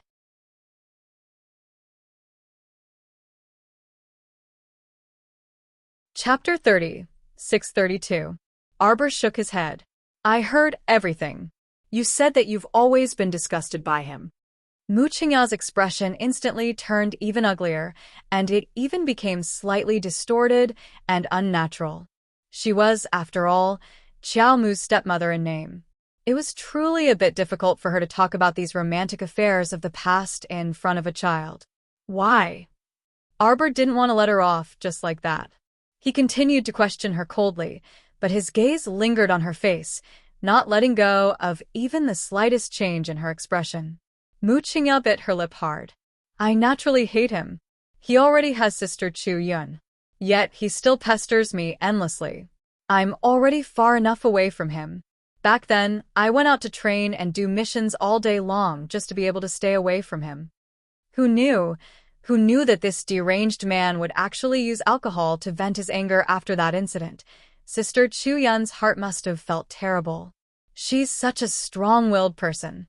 She'll only suppress her grievances in the bottom of her heart and won't say anything." Mu Qingya coldly said, "Mu Jingfeng is truly an extremely disgusting person. If he hadn't shrunk his hands and become as timid as a mouse, how could Sister have left the Mu family and gone to save her own relatives alone? After that, how could we possibly have lost contact with Sister? It's all this man's fault. It's him. It's him who harmed Sister. It's him. He doesn't deserve to be a husband at all. He doesn't deserve to be the head of the Mu family. Today, the patriarch stripped him of his position as the head of the family, struck by lightning as punishment, and half of his meridians were destroyed. It's all his own fault. If Sister's spirit is in heaven, she should feel gratified. Arbor kept staring at her. She realized that when Mu Qingya mentioned Mu Jingfeng, her eyes seemed to be able to quench out a poisonous glint, but when she mentioned her mother, Long Chuyun, the radiance and gentleness in her eyes couldn't be concealed at all. It really didn't seem like an act. If a person could put on an act to this extent, it could really be said to be flawless. In terms of controlling one's emotions, they were basically invincible in the world. Xiao Mu shook her head. She instinctively felt that she might have really wronged Mu Qingya. The tenderness in Mu Qingya's eyes towards her mother didn't seem to be fake. And this trace of gentleness made Arbor feel that something was wrong. This gentleness seemed a little perverted. Could it be that she was hallucinating? She took a closer look at Mu Qingya, and when she saw that Mu Qingya's expression had changed, she turned her head and smiled lovingly at her. Qiao, try to trust me, okay? I won't hurt you. I will definitely protect you on behalf of your mother.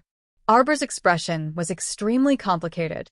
He looked at her for a long time before he said through gritted teeth, "Don't you hate me? Because of my return, your biological daughter went mad with jealousy. In the end, the Mu family crippled her cultivation, broke her arms, and chased her out of the main family. Her life was ruined because of me." Arbor looked at her coldly, carefully observing the strength of every muscle on her face. "Although I don't think I've harmed her, she only has herself to blame for everything that happened because of her paranoia," Arbor said coldly. "But no matter what, your cold-blooded husband did harm Mu Rochuan because he wanted to please me." Chapter 30, 633. Don't you hate me? Arbor asked. Mu Qingya shook her head and said calmly, "Jojo, the paths we take in life may seem different, but they all lead to the same destination. Humans, if they walk the wrong path, they will walk the wrong path. They must pay for their mistakes and pay the price they deserve." Rochuan was jealous and couldn't control herself. In the end, she hurt herself. How can she blame you? She can't blame anyone. Mu Qingya raised her head and looked at Arbor seriously. "Jojo, how can I hate you? The love I have for you is unadulterated. You'll understand in the future." Arbor stared at Mu Qingya intently, not missing a single inch of her expression. At this time, the team captain, who had led numerous purple forest guards to search the inside and outside of the estate, arrived in front of Xiao Mu and shook his head at her in defeat. Nothing. Arbor looked down and closed his eyes. Crown Princess. A young man in black rushed in and whispered to Arbor, "Let's go." Arbor looked at Mu Qingya deeply and led the purple forest guards out of the gilded garden without saying anything. "Madam." Song Lu held Mu Qingya's arm in fright. On the other hand, Mu Qingya was indifferent as she lightly patted her twice. Her eyes warmly gazed at Xiao Mu's departing figure for a long time. The red and green finger marks on his neck were especially glaring under the setting sun. After leaving the garden, Arbor ordered, "Let's go to Chasing Wind Garden." Everyone went to Chasing Wind Garden. As soon as they entered, they saw Elder Qing tied up and thrown to the ground. Xiao Mu's pitch-black eyes narrowed slightly as she gazed at this person with a cold glint. "I didn't expect you to be one of Tianyun's pawns in the Mu family. How is it? Do you have anything to say to me?" A purple forest guard hurried forward and whispered, "Crown Princess, this subordinate used a dictum talisman on this person," but Arbor looked at Elder Qing carefully and saw the old man tilting his head and smiling foolishly. Arbor took a few steps forward and grabbed Elder Qing's head. He probed it with his divine sense and then pushed the old man's head away with a frosty expression. "Idiot! After being hit by the dictum talisman, not only did Elder Qing not speak a single word, but he also became an idiot. What did this mean? This meant that the old man's body had been cursed for a long time. This talisman was normally perfectly fine, but once Elder Qing's consciousness was invaded by an external force, it would backfire and turn Elder Qing into an idiot. Even a soul search wouldn't yield any useful information. Be careful. A roar suddenly came from behind. When Xiaomu turned her head to look, she saw Elder Qing's body swelling before exploding abruptly. Two of the Violet Forest guards rushed forward to protect her, but they were both sent flying by the shockwave. Xiaomu quickly strode forward and poked the two people several times, her eyes abruptly turning chilly. Tianyan was indeed interesting. Xiaomu had to admit that she had been utterly defeated in this exchange. Crown Princess, Crown Princess. Aunt Jing, who had hurried over, was startled when she saw Arbor. She quickly bowed. Crown Princess, His Majesty urgently summons you to the palace. Chapter 30, 634. Xiao Mu sat inside the carriage that was heading towards Changle Boulevard with an indifferent expression. Saishio poured her a cup of tea and called out cautiously, Crown Princess. Arbor took the teacup, subconsciously. Her fingers gently stroked the patterns on the rim of the cup as she looked coldly at the passers-by outside the window. She lost. Actually, she had already lured the snake out of its hole from the moment she ordered Aoyi to look for the so-called evidence in Shi Huixin's courtyard. She had deliberately led everyone to think that the jade talisman she gave them only recorded half of the conversation. Stay up late, and Mu Xingchen reacted quickly. The two of them immediately followed her words and led everyone to think that Shi Huixin had left evidence behind. After that, she deliberately ordered Aoyi to search Shi Huixin's courtyard and found the so-called letter. This evidence was naturally prepared by Aoyi himself. Therefore, as long as the person hiding in the dark had any suspicions, they would definitely come to check the evidence pointing to Chasing Wind Garden. The person Arbor wanted to lure out was first Madame Mu Qingya. She didn't believe this woman from the beginning. Arbor left people to go to Chasing Wind Garden to catch the person who dared to come to the courtyard to snoop. On the other hand, she directly brought people to First Madame's Gilded Garden and ordered them to search the entire place. What did she want to find? Naturally, she wanted to find out if there was a hidden talisman array in Mu Qingya's courtyard that could spy on the Mu family. As soon as Arbor stepped into the Mu family, she felt as if she was being watched and felt uncomfortable all over. In the end, her people didn't find any array in Gilded Garden. She even inadvertently saved Mu Qingya's life. Elder Qing, who was caught on the other side, was useless and even self-destructed to injure her people. It could be said that this confrontation with the All-Seer Alliance ended with Sir Jojo's defeat. Not only was Shi Huixin's lead broken, but they might have also alerted the enemy. Once Elder Qing of the All-Seer Alliance self-destructed, this matter would be over. Arbor raised his hand and pressed his aching forehead. He muttered to himself, could it be that the direction was completely wrong from the beginning? Crown Princess. Kai Xiao softly called her. Arbor nodded and got down from the carriage. He raised his head and looked at the Extreme Time Hall's palace gate. At this moment, another carriage came over from not far away. Following the carriage was actually King Jianping and his son, whom he had not seen for a long time. Crown Princess. When the old king of Jianping saw the young lady from afar, his face involuntarily twitched. Fuck, I don't know if it's because I'm traumatized. Every time I see this little crown princess, I feel uneasy, as if something important is going to happen. Arbor glanced at him coldly, then turned and walked up the steps of Polaris Hall. A manservant dressed in green beside the carriage frowned slightly and muttered in displeasure. He actually didn't pay his respects to the Grand Tutor. This crown princess is no different from His Highness the Crown Prince. She's so arrogant and rude. Seeing this, King Jianping's heir hurriedly whispered, "Don't say any more." Is this manservant stupid? Now, even he hurriedly took a detour when he saw the crown princess. How would he dare to provoke this savage girl again? Dressed in a white robe, The Grand Tutor slowly walked down from the carriage with his black hair hanging loosely at his waist. A pair of eyes brimming with wisdom gazed at Xiao Mu.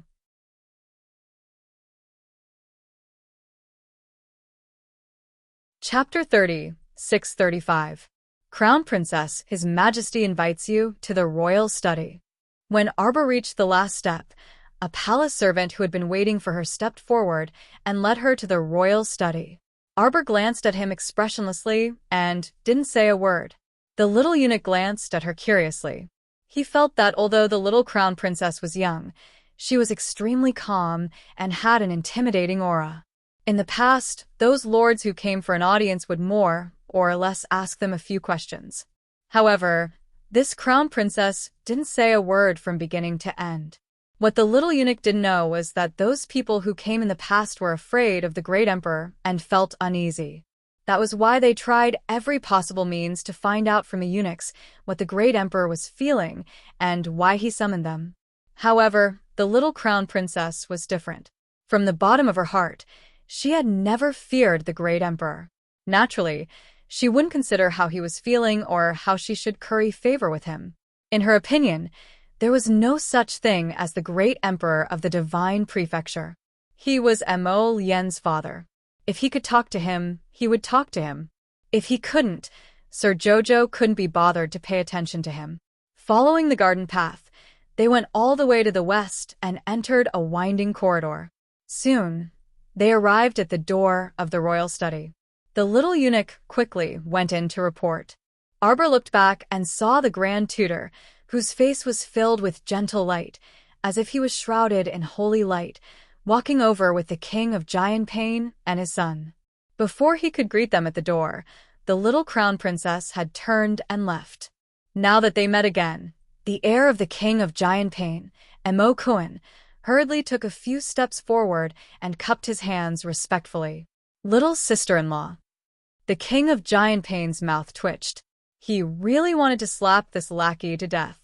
How is this guy like the old King of Giant Pain's majesty? Now he looked like a lackey. Look at how much he fawned over this little crown princess. Arbor glanced at the crown prince of Giant Pain and nodded expressionlessly. You're also here to see his majesty? Yes, it was his majesty who summoned us. Crown princess, Lord State Preceptor, King Giant Pain, and Crown Prince, please come in. Following the eunuch's shout, Arbor stepped into the study first. Only then did he realize that there were many people in His Majesty's imperial study. Prince Kong Mo Lufeng, Prince Zheng Mo Shikong, Prince Yong and Crown Prince Mo Su, who had just entered the capital, as well as several important ministers, were all sitting there. The King of Giant Pain and his son hurriedly went forward to greet the great emperor. Everyone in the study stood up in unison to greet the imperial preceptor and the King of Giant Pain.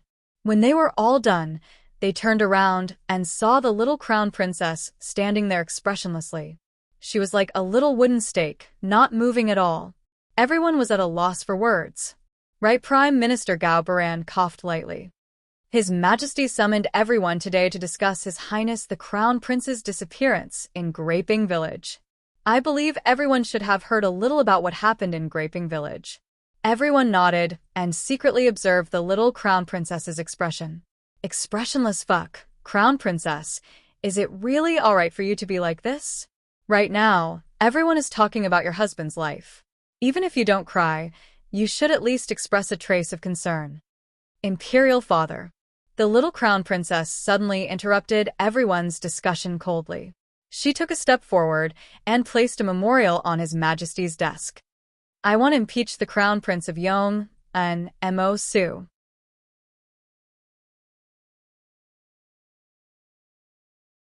Chapter 30, 636. The Crown Prince of Eternal Peace Mo Su almost shed tears. He didn't expect that the little Crown Princess would really accuse him in front of the Emperor. When he saw the little Crown Princess step into the imperial study, he felt a chill run down his spine. He didn't expect that this little Crown Princess would really accuse him in front of so many adults. Whoa. He already called her sister-in-law and admitted his mistake in front of her. Why did she still want to mess with him like this? The emperor stared blankly for a moment, then reached out to take the booklet she handed over. After looking at it carefully, he glanced at her again. Crown Princess. Mo Su was at the Mu family's mountain gate with a group of repulsive, hedonistic sons, wantonly shooting the citizens of the divine continent. He should be severely punished as a warning to others. The Crown Prince of Eternal Peace hurriedly stepped forward and cupped his hands. Your Majesty. Mo Su didn't do it on purpose. At that time, he was only deceived by others and didn't join in the activity of shooting the beggars. This Crown Princess saw it with her own eyes. Could it be false? Arbor turned his head and coldly swept a glance at the Crown Prince of Eternal Peace. The Crown Prince of Eternal Peace is not strict in teaching his son.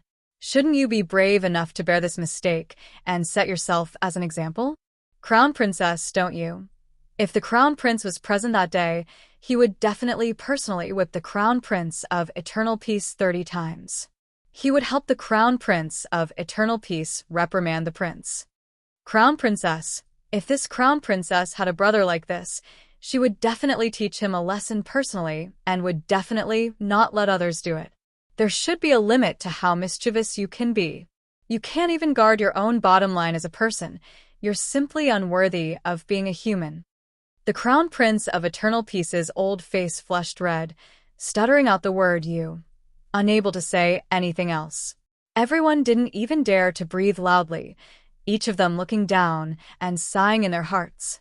Of all the people you could provoke, you had to provoke that little malefic Crown Princess. Listening to the little Crown Princess's words, it seemed that the Crown Prince of Eternal Peace was playing around with a group of hedonistic sons shooting the beggars at the Mu family's mountain gate, and they were caught by the Crown Princess. Presumably, these people wouldn't have a good ending when the Prince of Eternal Peace saw his father's face turn red. He hurriedly knelt down and lowered his head as he cried out pitifully, Imperial Uncle, Su knows his mistake. Emol Yoshing's eyes flickered as he praised his nephew's wit in his heart. He hurriedly went with the flow and said, The Eternal Peace Duke's air is frivolous and unrestrained, disregarding human life. Seeing that you are young and have the intention to repent, give him 15 lashes as punishment. This child was indeed quick-witted. If he stubbornly refused to admit his mistake, what awaited him would be the little Crown Princess' relentless pursuit. If he didn't admit his mistake now, he would definitely regret it later. The great emperor admitted that he hadn't spent much time with his daughter-in-law, but for some reason, he felt that he understood her temperament quite well. Most of the time, the young lady only wanted you to admit your mistake and accept punishment. Then, the matter would be over. If you stubbornly refused to admit your mistake after doing something wrong, and even tried to quibble or resist, the young lady would definitely let you know how helpless your future life would be. After Mo Su was dragged out to be whipped, the young lady indeed stopped talking. The great emperor glanced at the young lady, his expression turning serious as he said, Crown Princess, we have lost contact with the Crown Prince in Gray Plain Village. We don't know how he is doing. There are only 10 days left until your wedding day. Shouldn't this wedding be postponed for a few days? Among the ministers present, some nodded, some remained silent. State Preceptor, what do you think? Chapter 30, 637. Delaying the wedding date is indeed the safest way. The State Preceptor nodded calmly. Seeing Arbor suddenly turn to glare at him, the State Preceptor even smiled at Arbor in a very good-natured manner. Xiaomu couldn't help but have a strange feeling resurface in her heart when she saw that gentle expert's appearance. From the time they met until now, she had only met the State Preceptor a few times. But every time they met, this State Preceptor seemed to be speaking in a very gentle tone about Sir Jojo, but every time, he would push things in a bad direction. For example, this time, what right did he have to delay Jojo and Lien's wedding just because he said one sentence? No. Arbor rudely interrupted the Lord's words and said coldly, Don't postpone it. They had agreed on the 6th of June, such a good wedding date. How could they postpone it just like that? Jojo did not agree. The emperor subconsciously twitched his mouth and glanced at his daughter-in-law, who had a serious expression on her face. Cough, Crown Princess, the people we sent to Graping Village all said that there was no news of the Crown Prince for the time being. So what? Arbor glanced at the Emperor expressionlessly. The Crown Prince will be fine. He will definitely return on time. Arbor said resolutely. The wedding date cannot be postponed. It will be held on the 6th of June, as usual. The state preceptor turned to look at her and sighed. If His Highness the Crown Prince does not return on time on the 6th of June, then the wedding ceremony will be a joke. Arbor's almond eyes narrowed, a murderous glint overflowing. I already said that he will return. What nonsense are you spouting? You're so long-winded and annoying. Everyone. The Duke of Eternal Peace looked at the little Crown Princess, then glanced at the Emperor and the state preceptor's expressions. He suddenly felt much better. The little Crown Princess even dared to confront the state preceptor directly, let alone his son Mo-su. In front of the state preceptor, his son Mo-su was nothing. With this thought in mind, the indescribable emotions in his heart calmed down quite a bit. The National Master sighed. Like an elder full of holy light, he looked at his mischievous junior and said calmly, "It's not that I want to stop you two from getting married. It's just that if His Highness the Crown Prince doesn't return on the day of the wedding, this wedding will become a joke in the eyes of the people of the divine land. Crown Princess, the imperial tutor is thinking for you." Chun Chaoji smiled and couldn't help but interject. Arbor looked at him coldly. No. Change. Release. 2. Do you not understand human language? Arbor interrupted Chun Chaoji, who was about to open his mouth. Since when do you have the right to interfere in the affairs of the Crown Princess? You're too long-winded. The wedding will proceed as scheduled. Her gaze coldly swept over everyone present. Don't try to play any tricks or play any tricks. None of you can bear the consequences of disappointing Jojo's lotus. The little girl's face was red with anger. She turned around and walked out of the imperial study. She did not pay attention to anyone else. A bunch of liars. They said they were going to get married on the 6th of June, but they wanted to secretly add fuel to the fire. They wanted to mess with Sir Jojo. Go to hell. Everyone couldn't help but look at each other, then turned to look at the Emperor, who was sitting in the middle of the study. The Emperor raised a hand to massage his throbbing forehead, then said helplessly, "Since the Crown Princess doesn't think there's a problem, then let's proceed as planned." Chun Chaoji opened his mouth, then closed it angrily. Chapter 30, 638. This Crown Prince consort simply didn't know what was good for her. Clearly, everyone was thinking for her. It was fine if she didn't appreciate their kindness, but she actually scolded everyone and said that they were meddlesome. How preposterous. Chun Chaoji turned to look in the direction of the Grand Tutor. The Grand Tutor still had a faint smile on his face, as if he did not care about Arbor's rude treatment just now. Mylian's section break. Dong dong dong dong. After a few sounds, countless rocks rolled down from the stone wall. It was only after the nearby cave stopped shaking that Mo Lien came out from behind Golem 2 and Golem 3. He carefully examined this cave wall that had been buried by shattered rocks. After days of investigation, he narrowed down the distance and range inch by inch and finally determined that this was the location of the formation board. However, after the mechanical puppets dug many times, the nearby mountain walls were unstable and would collapse from time to time. Mo Lien was used to it. Along the way, he only let little Seven out occasionally to chat with him. The rest of the time, he was studying how to destroy the formation board. It was quite strange. This Earth Spirit formation could be said to have been set up with great effort. Without a heaven-level talisman master, it was impossible to set up such a large formation. However, when he fought with the gray figure in the formation board from a distance, he could feel that this person was definitely not a heaven-level talisman master. Since he could kill that person's physical body with just a streak of sword intent, it was obvious that he was not very powerful. Therefore, this disc array really gave people a strange feeling. Little Seven. Seventh Yan's figure appeared next to Mo Lien, and he turned to give him an inquiring look. Mo Lien nodded slightly at him. Yan Qi immediately understood. His outstretched fist instantly turned into a dragon claw and clawed at the ground. After a chi sound, the extremely sharp claw cut a crack in the ground. Looking into the crack, the two of them faintly saw a circle of white jade talismans that shone faintly. Yan Qi tore the crack wider with his claws. The two of them looked down and saw dozens of jade talismans floating in a circle. Yan Qi removed some of the gravel from the side of the crack and pointed downwards. "Master, shall I go down and take a look?" Mo Lian shook her head. "I'll go." Without waiting for Yan Qi's protest, he leaped into the crack in the ground in a flash.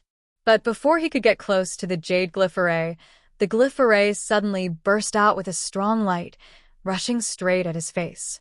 Mo Lian was already prepared, and at this time, she also set up a defensive barrier on her body. Naturally, this strong light was isolated by him. The black moon sword in his hand shook slightly, and in the next moment, it struck the periphery of the jade charm array, scraping off clusters of white fragments. There was a powerful defensive array glyphs on the disc array, which was why Mo Lian was unable to break it open. Her wrist was even hit by a rebounding force. His eyes narrowed slightly. Just as he was about to continue, a green vine suddenly drilled out of his sleeve and excitedly drilled into the array glyphs on the ground. However, the array glyphs would attack all intruders indiscriminately. It directly created a barrier, and with a bang, the green vine was repelled. A section of the green vine twisted and drilled into the ground again. The other half of the vine curled up and threw out a shiny stone with a whoosh. Mo Lian reached out to catch it. After taking a closer look, her slender eyebrows raised slightly. A holy stone. There was a holy meridian under the array glyphs. Chapter 30, 639. Mo Lian's heart skipped a beat, and she jumped into the crack. The raven moon sword in her hand slashed at the defensive wall a few times, but it did not budge at all. What a strong defensive wall, Mo Lian thought. There were not many defensive walls in this world that could withstand her full-force attack. One person, one dragon, and one green vine struggled in the pit for a long time. The sky was about to brighten, but the array formation did not budge at all. The three of them could not help but feel a little discouraged, especially that half of the little tree's vine. It drooped listlessly and hung on Mo Lian's arm, pretending to be dead. Mo Lian could not help but find it funny. This thing was just a branch of the little tree, Qiu. It was too intelligent. "Master, the person who set up this array formation is very powerful." Seventh Yen blinked and could not help but say, "When I saw that fellow's body was destroyed by Master Sword, I thought he was not that powerful. I did not expect that person's cultivation level to be so weak, but his array formation is so powerful." "You think this is that fellow's array formation?" Mo Lian curled her lips and glanced at Seventh Yen. Seventh Yen was stunned and immediately shouted, "Isn't it?" "It isn't." Mo Lian shook her head and pointed at the dozens of jade talismans below. Looking at the quality of these jade talismans, they must have been buried here for at least 20 to 30 years. This array formation was left behind by a heaven-level great talisman master, Mo Lian said calmly. "That fellow, All-Seer, just got lucky and accidentally saw this array formation. He made some slight changes to the original array formation and formed an Earth Spirit array on the outer layer and a very strong defensive array formation on the inner layer. So this array formation was not set up by that fellow, All-Seer?" Seventh Yen asked in surprise. Mo Lian nodded with certainty. "If he had this kind of array formation skills, he would not have been killed by me so easily from the start." "Then who left this array formation?" "This array must be used to protect the sacred bloodline underneath," Mo Lian sighed. "If Jojo were here, he would be able to break it. It wasn't that brute force was impossible, but it would take too much time and effort. He had to get out as soon as possible. As for these worldly possessions, I'll send someone to try again later." After making up her mind, Mo Lian didn't waste any more time. She immediately asked Little Seven to destroy the outer layer of the formation. This array disc was suspended above the dozens of jade talismans, and it had already been slightly shattered. Little Seven threw a punch over, and it didn't take much effort to break the disc array apart. Subsequently, Emolien hugged the green vine and leaped onto the crevice with little Seven. His feet suddenly trembled, and the rocks on the mountain wall seemed to be summoned by something, rolling down one by one. Very quickly, the crack created by little Seven's claw was completely blocked. After the Earth's spiritual array was completely destroyed, the suction force of the array disk naturally ceased to exist. Little Seven transformed into a dragon and soared into the sky, rushing out of the deep valley with Emolien on his back. Prince Emo stood on the dragon's back and gazed into the distance in the direction of the deep valley. His gaze was fixated on the sacred bloodline buried under countless huge rocks, and he pursed his lips without speaking for a long time.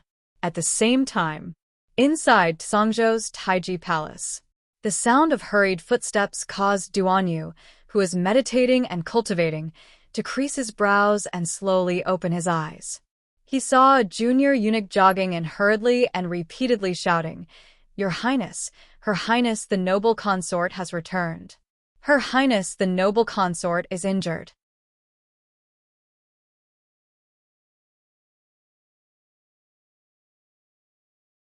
Chapter 3640. Duan Xiaoxi jumped up from the couch and questioned coldly with a sullen expression, "What happened?" The accompanying eunuch, Xiao Kazi, followed behind the fourth prince, who was taking large strides. Along the way, Xiao Kazi hurriedly said, "This servant only heard that when they were hunting, a white bear suddenly broke into the camp and startled many of the imperial concubines. Her Highness the noble consort was slapped by the white bear, and I think she vomited blood at that time. The hunting grounds environment was vile, so the accompanying physician said that it would be better to return to the capital for treatment. We were delayed for several days on the road. Fortunately, Her Highness is blessed by the heavens, so she's fine now." Duan Yu's eyes instantly emitted a faint purple light, and the fury in his eyes almost flowed out uncontrollably. A white bear suddenly barged into such a large camp and even directly barged into the noble consort's tent to heavily injure her? Was there nothing fishy about this matter? Her Highness the noble consort's life shouldn't be in any danger, right? Xiao Kezi's words came to an abrupt halt when he saw His Highness the fourth prince's severe gaze. Duan Yu was very fast and instantly arrived at the entrance of his mother's morning glory palace. Without any notice, Duan Yu had already entered his mother's bedchamber with large strides. As soon as he entered, he saw many royal concubines standing outside the muslin canopy. It looked like they specially came to visit his mother. Duan Yu unconsciously creased his brows and directly lifted the muslin canopy to quickly walk to the bed. "Mother." "Ali." Noble consort Duan's voice was weak and hoarse, but it could be heard that she was still awake. Duan Xiaoxi hastily ran over and grasped his mother's hand that was peeking out from behind the bed curtain. "Mother, what happened?" "It's fine, child. Don't worry." Noble consort Duan raised her hand and stroked her son's head comfortingly. "She was only frightened by that white bear. She's fine now, Mother." Duan Yu looked at his mother's deathly pale face in displeasure and disapproved. "You're still trying to hide it from me at a time like this." Noble consort Duan was helpless and stroked the back of her son's hand. "Son, don't worry. Mother will definitely be fine." Duan Yu's handsome face darkened as he took out a medicine bottle from his inner world. He poured out a pill and handed it to his mother. "Mother, swallow this first." "What medicine is this?" "This is 100 treasures Dan for qi cultivation." His mother was an ordinary person, so this 100 treasures Dan was the most suitable for her. Not only could it subtly improve one's body, it could also help to nourish one's qi, refresh one's spirit, and prolong one's life. Of course, this was given by Jojo. Every time Jojo threw a pill to him, he acted like a tycoon. Other people would only give out 1 or 2 pills, but this little guy gave out 8 or 10 bottles. She said that this 100 treasures pill was refined by her mother. When she gave it to him, she shook her head at him and said with disdain, "It's not as good as the one I refined." Chocho didn't really like them. Mother's fine." Noble consort Duan rolled her eyes at her son. "What a waste of medicinal pills. Take one every day." Duan couldn't be bothered to waste words with his mother and directly turned to hand the medicine bottle to Nanny Lu, who was standing at the side. Nanny, give this to mother every day. Yes, your highness. Nanny Lu had always obeyed His Highness the Fourth Prince's words. Knowing that this pill was beneficial to Her Highness, she naturally carefully put it away and committed it to memory. Noble consort Duan couldn't resist rolling her eyes at her son again. What's the point of being so wasteful? Mother will be fine after taking care of it for a while.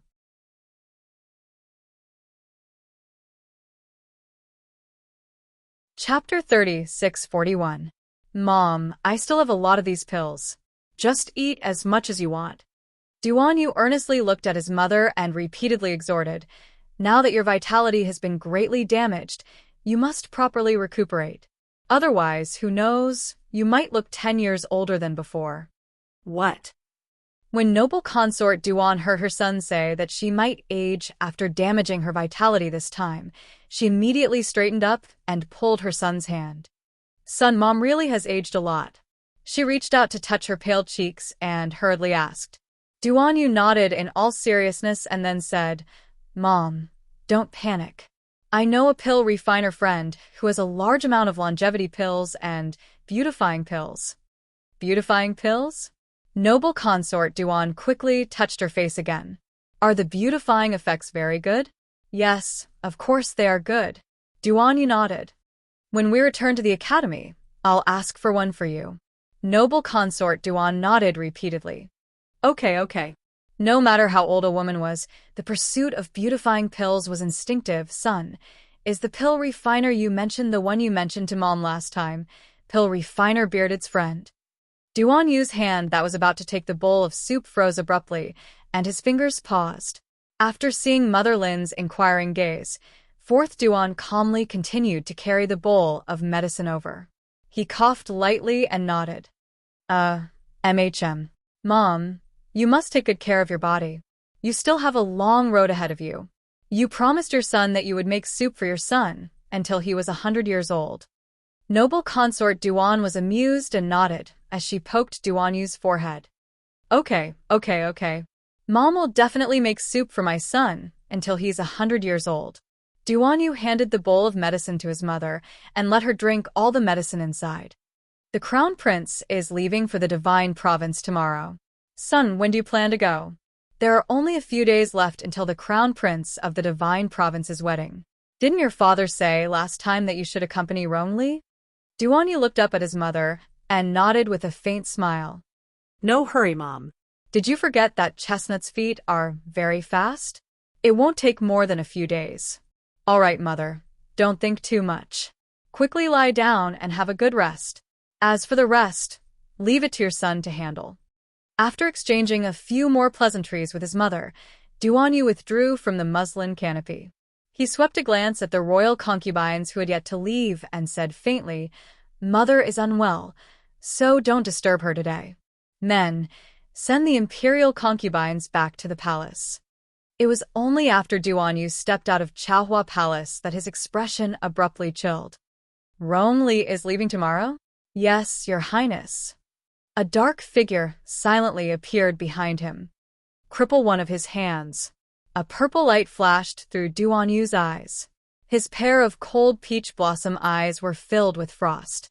Since Empress Lu dared to attack his mother again, he would make this woman's precious son lose a hand. He wanted to see how the Crown Prince would deal with himself without a hand. A savage glint appeared in Duan's eyes. A hoarse laugh came from the depths of his consciousness.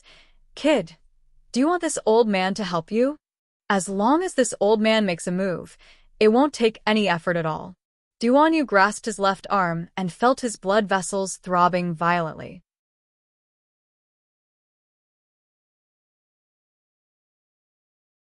Chapter 3642. Here it came again. This old ghost wanted to use power to tempt him again. Unfortunately, he could easily resolve this kind of trivial matter by himself and didn't need his so-called help at all. Duan's eyes were incomparably cold as he directly spat out a word at that old man, Scram. The aged voice instantly vanished from his mind. Duan Yu frowned as he quickly left noble consort Duan's bedchamber and headed for Taiji Palace. It's time to promote noble consort Qing's position. Duan Yu's aloof voice wandered through the silent air. As if he was talking to himself, several shadows swiftly left in the distance. Duan Yu strolled back to Taiji Palace's entrance by himself. His eyes abruptly chilled as he glanced behind him. A figure wearing a floral dress rushed out from the side and abruptly threw herself into Duan Yu's arms. Duan Yu's eyes were sharp and his legs were fast. He directly kicked this suicidal woman away. He was already in a bad mood, and now that this happened, his handsome face completely darkened, and his eyes flickered with a cold glint. Still not dragging her away? Just as his chilly voice rang out, two shadows appeared behind him. Without another word, they grabbed that woman's arms and dragged her out of the flower path. That woman was originally in so much pain that she could barely speak after being kicked. Now that she saw the two hidden guards dragging her away, without any explanation, she instantly became even more anxious. Her small face was ghastly pale as she frantically struggled and screamed, "Your Highness the Fourth Prince! Your Highness the Fourth Prince! I am Qin Baojia, Let go! Don't grab me. Your Highness, I am the daughter of the Lord Left Minister of the Divine Province, Qin Baojia. We know each other, we're from the Academy. We've met before. We're heading to the Sun-Moon Mystic Realm together, Your Highness the Fourth Prince." Duan Yu coldly looked at this extremely disheveled woman in front of him. There was a very red handprint on the left side of her face, and there were wounds on her neck and arms, as if she had been whipped. He sneered as his gaze swept over her body. "Why are you here?" A secret guard stepped forward and whispered a few reports into his ear. Duan Yu's stern eyes swept over Qin Baojia's tear-stained face as he coldly stated, "Since you're already the Crown Prince's concubine, then you belong to the Crown Prince. Why did you come all the way from the Eastern Palace to my Taiji Palace? This Miss Chun is really funny. Instead of being the second miss of the left Prime Minister's family, why did she come to Zhangzhou and follow Crown Prince Rongli without any status? She was given the title of Lady Jia, which was neither fish nor fowl. In fact, she had no status at all. She was even worse than the lowest-ranked concubine of the Crown Prince. This Lady Jia was not even on the roster of the Crown Prince's harem.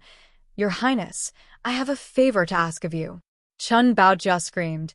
I just want to go back to the Divine Land with you. He's there." Suddenly, a few uneven roars interrupted Qin Baojia's words. Duan Yu looked over and saw several Eastern Palace guards viciously dashing toward them. Qin Baojia's expression immediately changed, and she struggled to break free from the secret guard's grasp. She screamed, Your Highness, save me. Please save me. Take me back to the Divine Land. I beg of you." Take me back to several Eastern Palace guards had already pounced over in a fury and twisted Qin Baojia's arms. Go.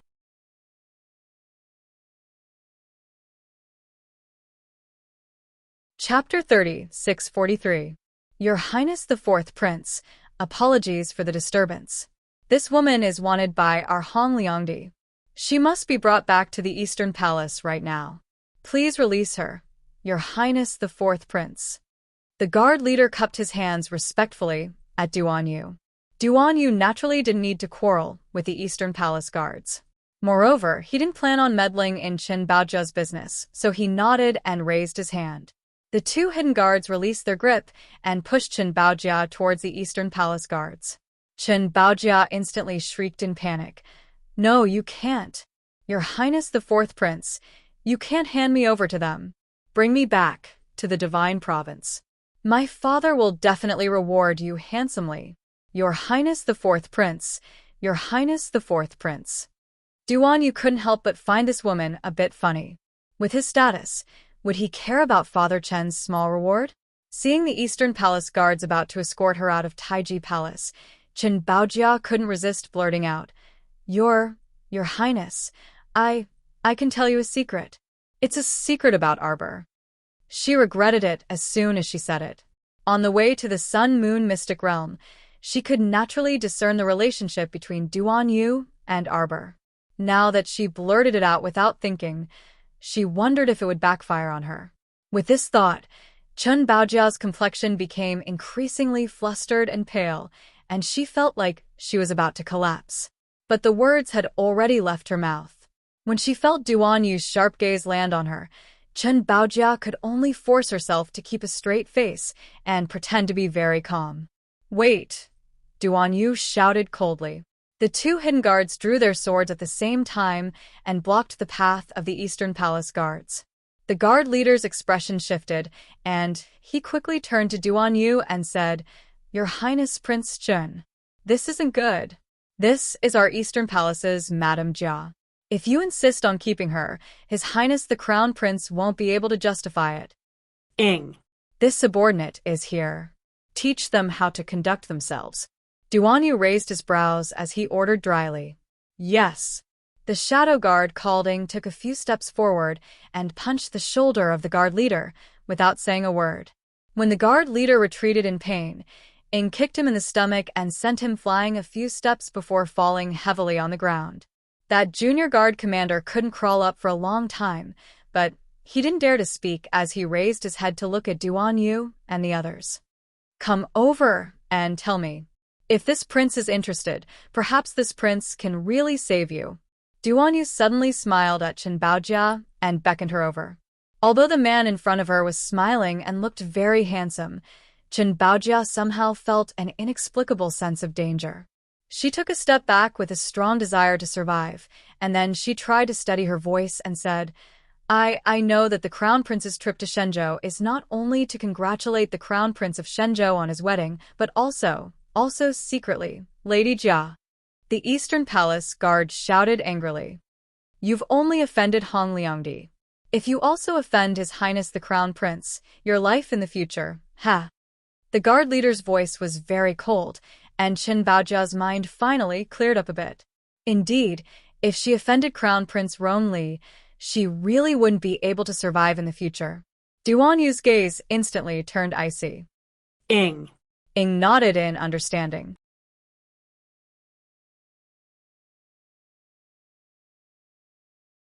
Chapter 30, 644.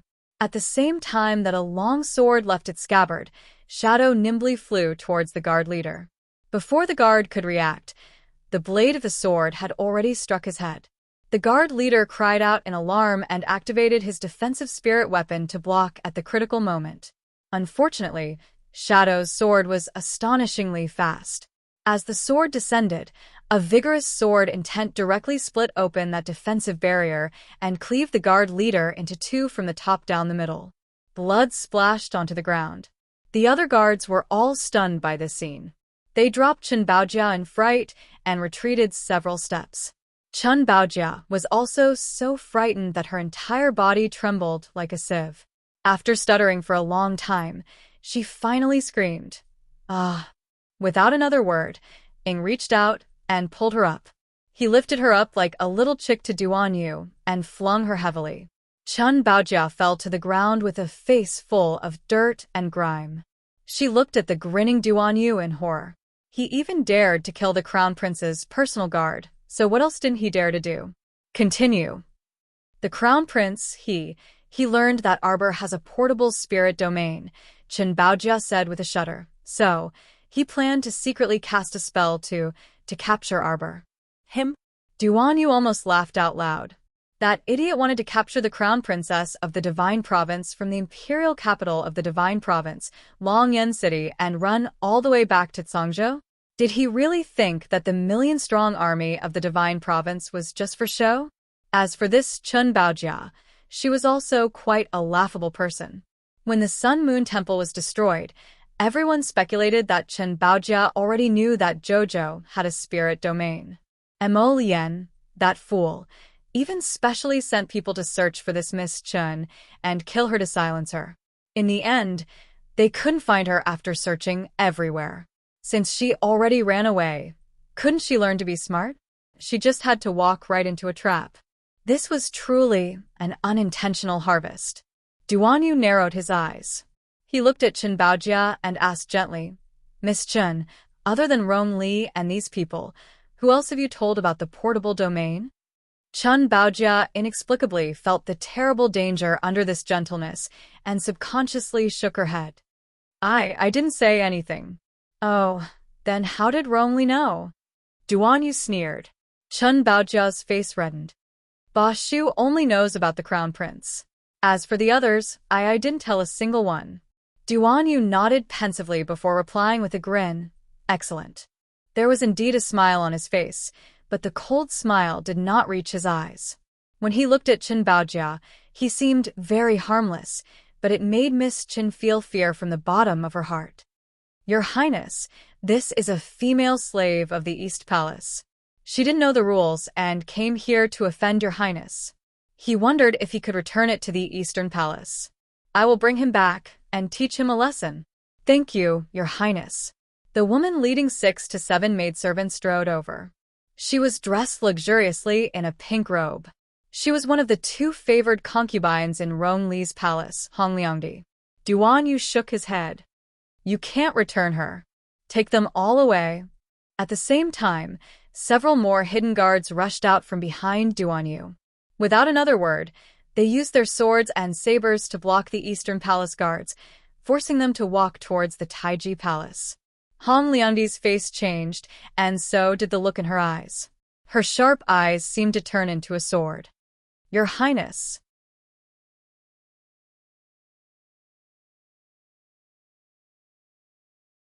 Chapter 30, 645. Duan Yu's expression remained unchanged as he chuckled nonchalantly. Could it be that Hong Liangdi wants to end up like him? He glanced to the side. But how would Hong Liangdi dare to look? She wasn't blind.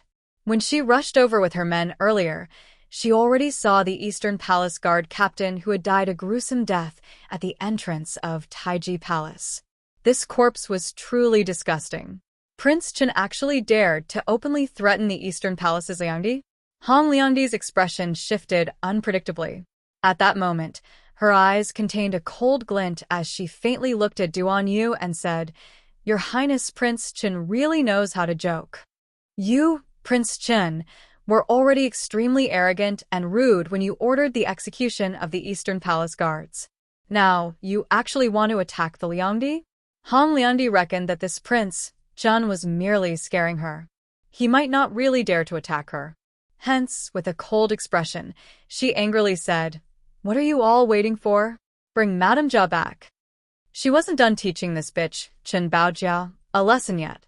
Moreover, this was the Eastern Palace's woman, so it wasn't Prince Chen's turn to teach her a lesson. She actually dared to escape on her own after locking her in the woodshed. She was truly gutsy. She was in Songzhou, yet she kept putting on airs as the daughter of the left prime minister. It was simply laughable. Duan Yu sneered as he glanced indifferently at the group of hidden guards in black. Those guards instantly attacked at the same time and knocked down the maidservants and nannies who had run up to arrest her. Instantly, wails and screams were heard. Hong Liangdi's face turned livid when she saw that Duan Yu didn't give her any face and attacked her as soon as he said so. Prince Chen, don't go too far. How is he going too far? Duan Yu calmly glanced at her. That expression was enough to show that he looked down on Hong Liangdi very much. A mere crown prince's Liangdi also dared to chirp in front of him. How amusing. Damn bitch, when I return to the Divine Province, I'll definitely have my father settle accounts with you. Chun Baojia scrambled to hide behind Duan Yu and the others. Seeing that she was safe, she hid behind Duan Yu and incessantly hooted at Hong Liangdi on that side. Duan Yu turned to glance at her, thinking that this woman was also extremely hilarious. This Chun Baojia should be a retard. Duan Yu thought. Otherwise, why would she mistakenly think that he was helping her to escape from Hong Liangdi's coercion? TSK, TSK. Duan Yu shook his head and looked up in Hong Liangdi's direction. He stated aloofly, This prince will give you half a minute to scram. Otherwise, don't think of leaving. Stay here with them. Hong Liangdi's expression changed drastically, and she involuntarily took 2 steps back. She looked at Duan Yu with an uncertain expression for a long time before she abruptly turned around and shouted, Let's go. Han Liandi did not dare to stay any longer and hurriedly left with a group of young and old maidservants. Han Liandi's face was full of anger. She hurried back to the palace to complain to Empress Liu. Meanwhile, Duanyu turned to glance at Chen Baojia. That woman originally had a smug expression when she saw Han Liandi retreat in defeat, but when she saw Duanyu looking at her, her heart involuntarily tightened. She rolled her eyes and hastily said, "Your Highness, on account of our friendship as classmates, you have to bring me back to the Divine Province no matter what, right?" Duanyu actually smiled at her. Those peach blossom eyes that seemed to sparkle with starlight actually looked so gentle that they were about to overflow with water.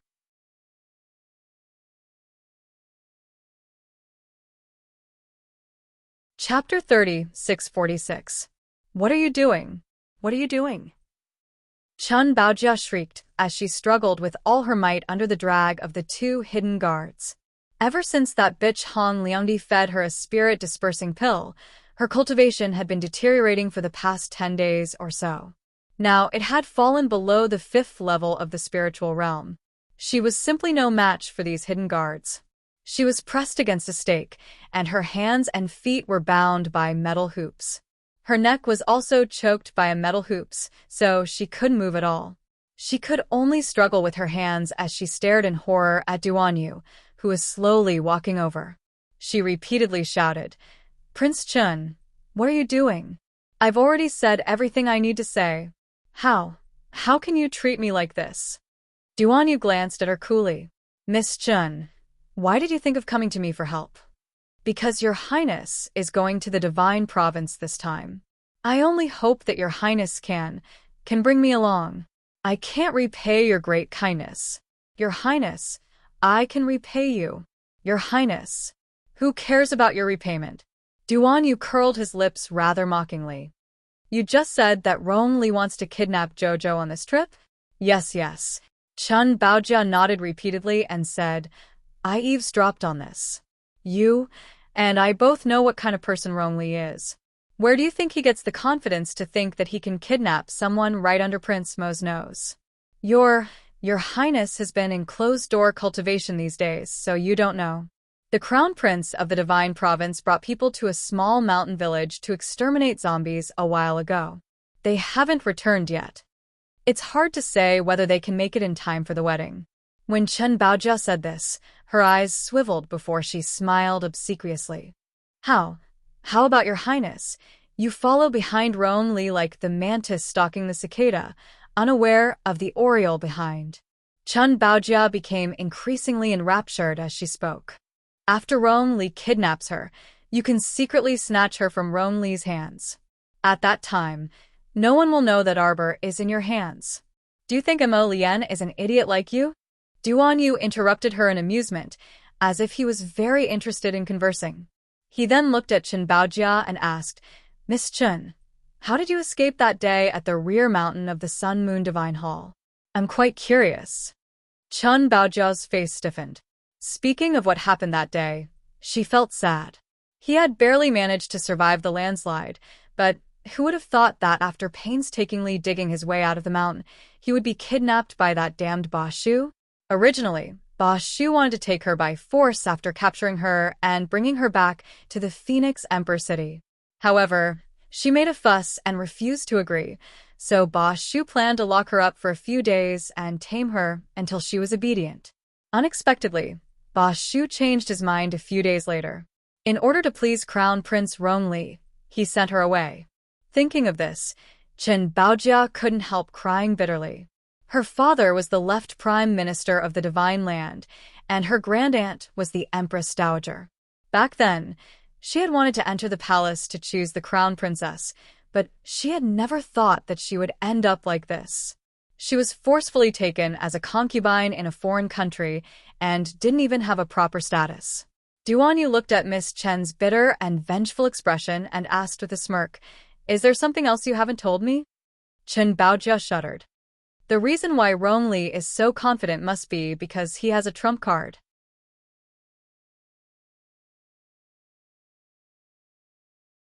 Chapter 30, 647. Duanyu picked up a red-hot iron pincer and waved it in front of Chen Baojia, pretending to press it on her face.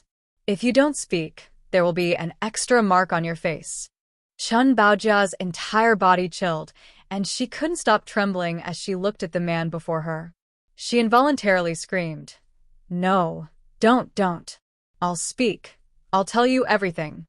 He has a peak venerated immortal realm expert by his side. Yes, it's a talent he's secretly recruited.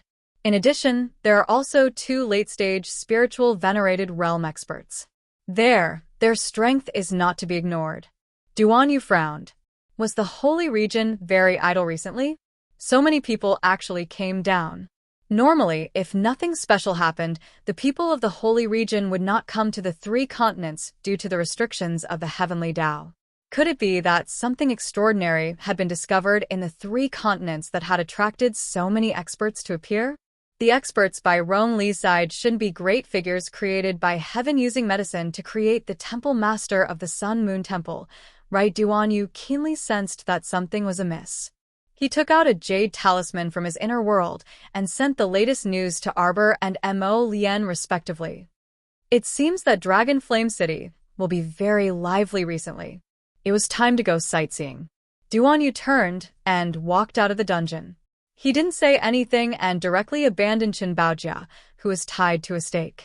Chen Baojia was almost stupefied. What did he mean by this? He left just like that after finding out what he wanted to find out? He didn't plan to bring her back to the imperial capital of the Divine Prefecture? How could that be? She still wanted to return to the imperial capital and instigate her father to advise the emperor to dispatch troops to attack Tsong province.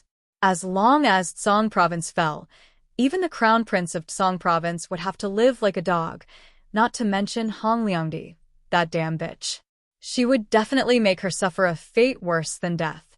As the dungeon's iron door slammed shut with a clang, the last trace of light disappeared before her eyes. Chen Baojia shuddered all over and suddenly screamed, "No, don't go. Your Highness the 4th Prince, Your Highness the 4th Prince. Don't lock her up in the dungeon, don't." She didn't want to be forgotten in this dark dungeon. Chen Baojia's beautiful face turned pale at the sight of cockroaches and rats scuttling around her feet. She screamed incessantly, but unfortunately, all she got in response was endless darkness. Chen Baojia was dumbfounded. She thought that being forced by Rong Li to be a concubine with no status was enough for her. Unexpectedly, there was no worst, only worse. Could it be that the people of the Tsangzhou imperial family were all heartless perverts? Why did they treat her like this? Why? In the darkness, her senses were magnified infinitely. Other than feeling countless little bugs crawling around her body, her 5 senses became extremely sensitive at this moment. This dungeon originally had the function of shielding spiritual power. At this time, Chen Baojia was like a disabled person. Her whole body was trapped in the darkness. Other than screaming, there was really no other way. No, she did not want to be locked up here. No, after Duanyu briskly walked out of the dungeon, his aloof gaze swept over the hidden guard behind him. "Go inform everyone to temporarily postpone the operation. I will personally take Rong Li's life." Shadow bowed and flew away. Everyone in Taiji Palace quickly moved to make preparations for Prince Chen's departure. Duanyu looked up at the dark and gloomy sky and crushed a cup into pieces with his head bowed.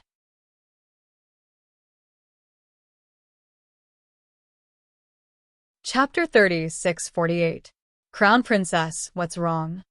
When Kai Xiao entered with a box of pastries, she saw her little crown princess sitting by the window, holding the jade messenger talisman in her hand with a somewhat frozen expression. Arbor returned to her senses when she heard the sound. She put away the jade messenger talisman into her inner world and said with a shake of her head, "It's nothing. Kai Xiao, go make preparations. We'll go to Kaidai Pavilion for lunch today." Kai Xiao naturally nodded with a smile, but she glanced at Arbor worriedly. Today was already the 1st of the 6th lunar month, but the crown prince still hadn't returned to the capital. Presumably, the little crown princess was in a bad mood. Kai Xiao didn't dare to ask too much. After receiving the Crown Princess's instructions, she hastily went out to prepare the carriage. Kai-Chi, after I return today, I plan to enter closed-door cultivation for 4 days. I'll come out on the evening of the 5th. During this time, you don't need to disturb me. Everyone was very anxious. Rather than fretting outside, Arbor decided to simply enter closed-door cultivation for a few days. Okay, Crown Princess. Kai-Chi also knew that the little Crown Princess was in a bad mood these few days, so after helping her into the carriage, she retreated to the side to accompany her. The little stoic was naturally in a bad mood. 2 days ago, she received Prince Mo's message saying that he had already come out of the Earth Fissure and would return to the capital soon. Calculating the time, he should have returned last night. She didn't expect that he would still be nowhere to be seen. That was fine, but when she sent a message, it was like a stone sinking into the sea, which made her inexplicably worried and on edge. The journey back to the capital was definitely not peaceful. Could it be that it was so fraught with danger that he didn't even have time to send a message? After receiving Duan Yu's message just now, the little lady's mood became increasingly uneasy. Hence, she planned to go out for a walk so that she wouldn't be cooped up in her room and let her imagination run wild. Crown Princess, don't worry too much. His Highness the Crown Prince's divine might is outstanding, so he naturally will be fine. Kai-Xiu only felt that her words were a bit dry, so she involuntarily chuckled bitterly. The little Crown Princess nodded and took a sip of spirit tea from the white teacup. I think so, too. It was said that a scourge lived for 10,000 years. The Crown Prince was obviously not a good person. He would definitely live for 10,000 years. The car stopped at the entrance of Kaidai Pavilion. The little Crown Princess got out of the car and met 2 familiar faces at the entrance of Kaidai Pavilion. Lin Myoer and Lu Yiran walked out of the Kaidai Pavilion hand in hand. When they saw Arbor, their faces darkened. The little Crown Princess didn't look any better. Her clear eyes swept across the 2 people in front of her. Lu Yiran gritted her teeth, tugged at Lin Myoer, and both of them went forward to greet her. Lu Yiran had already suffered at the hands of the little Crown Princess several times, so naturally, she did not dare to continue acting rashly in front of her. What? Are you going to shoot people for fun after eating your fill? Arbor's words were laced with sarcasm.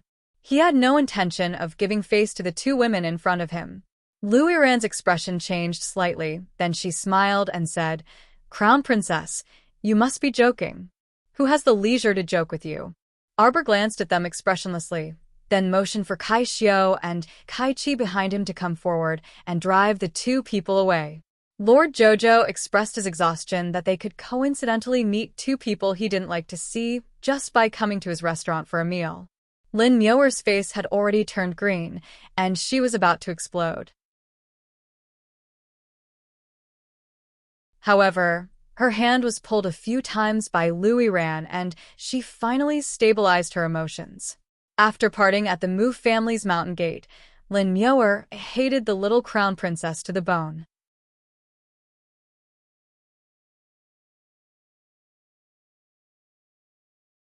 Chapter 3649.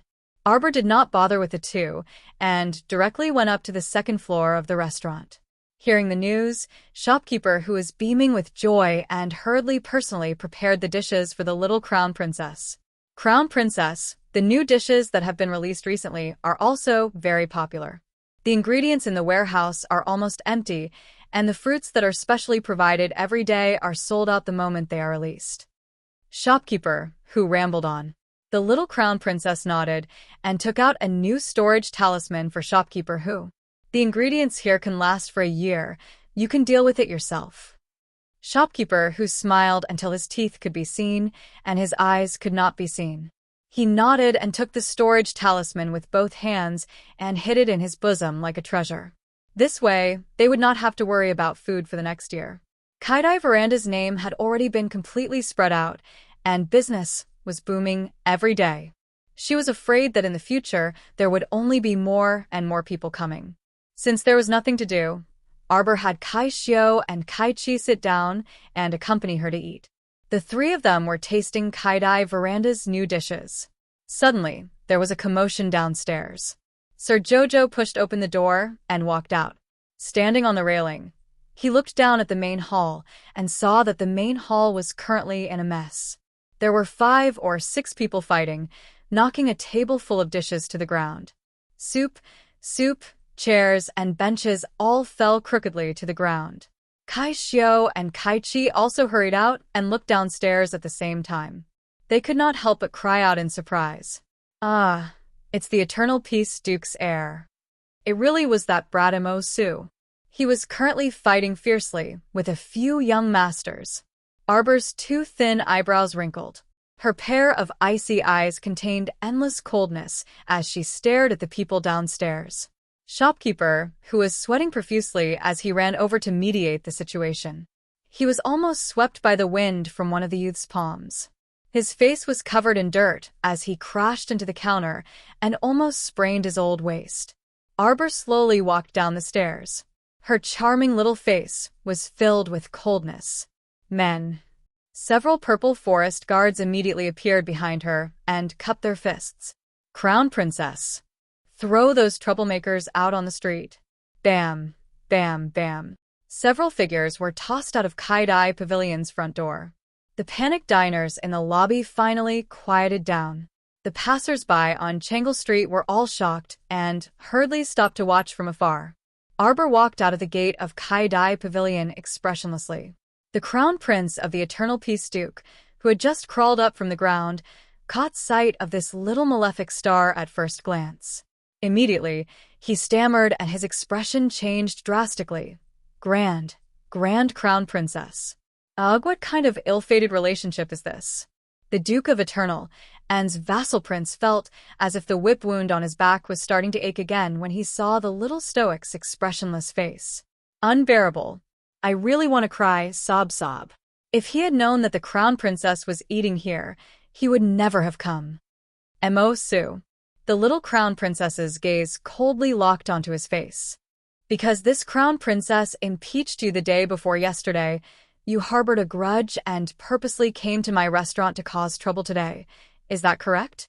Immerse's expression abruptly changed, and he frantically shook his head as he explained nervously, Grand Crown Princess, I didn't know that this restaurant is your property.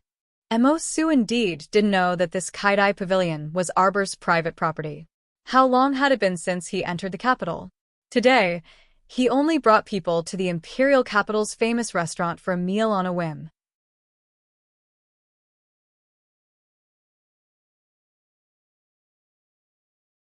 Chapter 3650.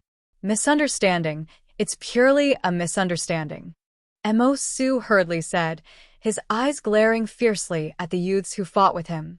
The youths were all dressed in luxurious brocade robes, looking like young masters of aristocratic families. One of the blue-robed youths sized up the young Crown Princess and stepped forward with a fawning smile. He cupped his hands and said, I am Lin Shiwan from the Lin family. Greetings, Crown Princess. A purple forest guard stepped forward and whispered a few words into the young Crown Princess's ear. Arbor's gaze on Lin Shiwan changed unpredictably, the ferocious aura on his body rising. Were you the ones who fought with the Crown Prince of the Eternal Peace Duke? Arbor looked at them coldly. Another member of the Lin family from Fuzhou City. Just looking at them was annoying. The youths looked at each other in bewilderment before looking at the young Crown Prince Consort, who had a tense expression on her face in confusion. The blue-robed youth said, The Crown Prince of the Eternal Peace Duke suddenly attacked us. When Immerse came out today, he only brought a servant with no cultivation, so when he fought with these youths, his face and body were all injured. There was even a bruise on the corner of his mouth. Why did the Crown Prince of the Eternal Peace Duke hit you? One of the yellow-robed youths saw that the young Crown Princess did not smile, and her words were sharp and impolite. He could not help but retorted angrily, How would we know? He must be crazy. The young Crown Princess's gaze turned cold. She held a vine whip in her hand and swung it at the youth's chest without any explanation. The yellow-robed youth's expression changed, and he quickly turned around to dodge. However, Arbor's attacks were as tricky as they could be. How could he dodge? The vine whip hit the youth's chest, causing him to howl and retreat. The blue-robed youth saw this, and his expression changed. He quickly went forward to stop her and cried out, "Crown Princess, you?" Arbor did not say a word and swung the vine whip 4 times. The 5 youths were all whipped and none of them could dodge. "Shopkeeper, add these people to the blacklist. Don't let them step into my business in the future. Otherwise, I'll break your legs," Arbor said coldly. Naturally, Shopkeeper, who nodded in agreement. The pedestrians on the street couldn't help but point at those few young men and shake their heads repeatedly. Of all people to mess with, why did he have to mess with the little Crown Princess's shop? Now, he was out of luck. The young Crown Princess's shop was very popular in the imperial capital. Now, the other shop owners on Changle Street also realized that they would not serve any customers who were rejected by the young Crown Princess, these poor young masters of the Lin residence. Even if they had a lot of money in the future, they would not be able to buy high-end things. Arbor glanced at Immerse, who was standing there in a daze, and said unhappily, "Useless thing, you've been defiled by a few lousy aristocratic families. How embarrassing." Then he slightly frowned, turned to Kai Xiao and said, "Return to the palace." Immerse was miserable, but he inexplicably felt that the young Crown Princess seemed to be standing up for him. He had only quarreled with the Lin family because he was implicated by Lin Mioa last time. Unexpectedly, he ended up fighting at the young Crown Princess's shop, ignoring Immerse's regret. The young Crown Princess hurried back to the palace and immediately went into seclusion. The moment she entered Paradise Planet, she called out, "Qiu-Qiu." "Master," Qiu-Qiu unexpectedly merged with Fragment Little for just now. Arbor, there was no warning at all. She immediately sat down cross-legged, and her internal star field was instantly shocked.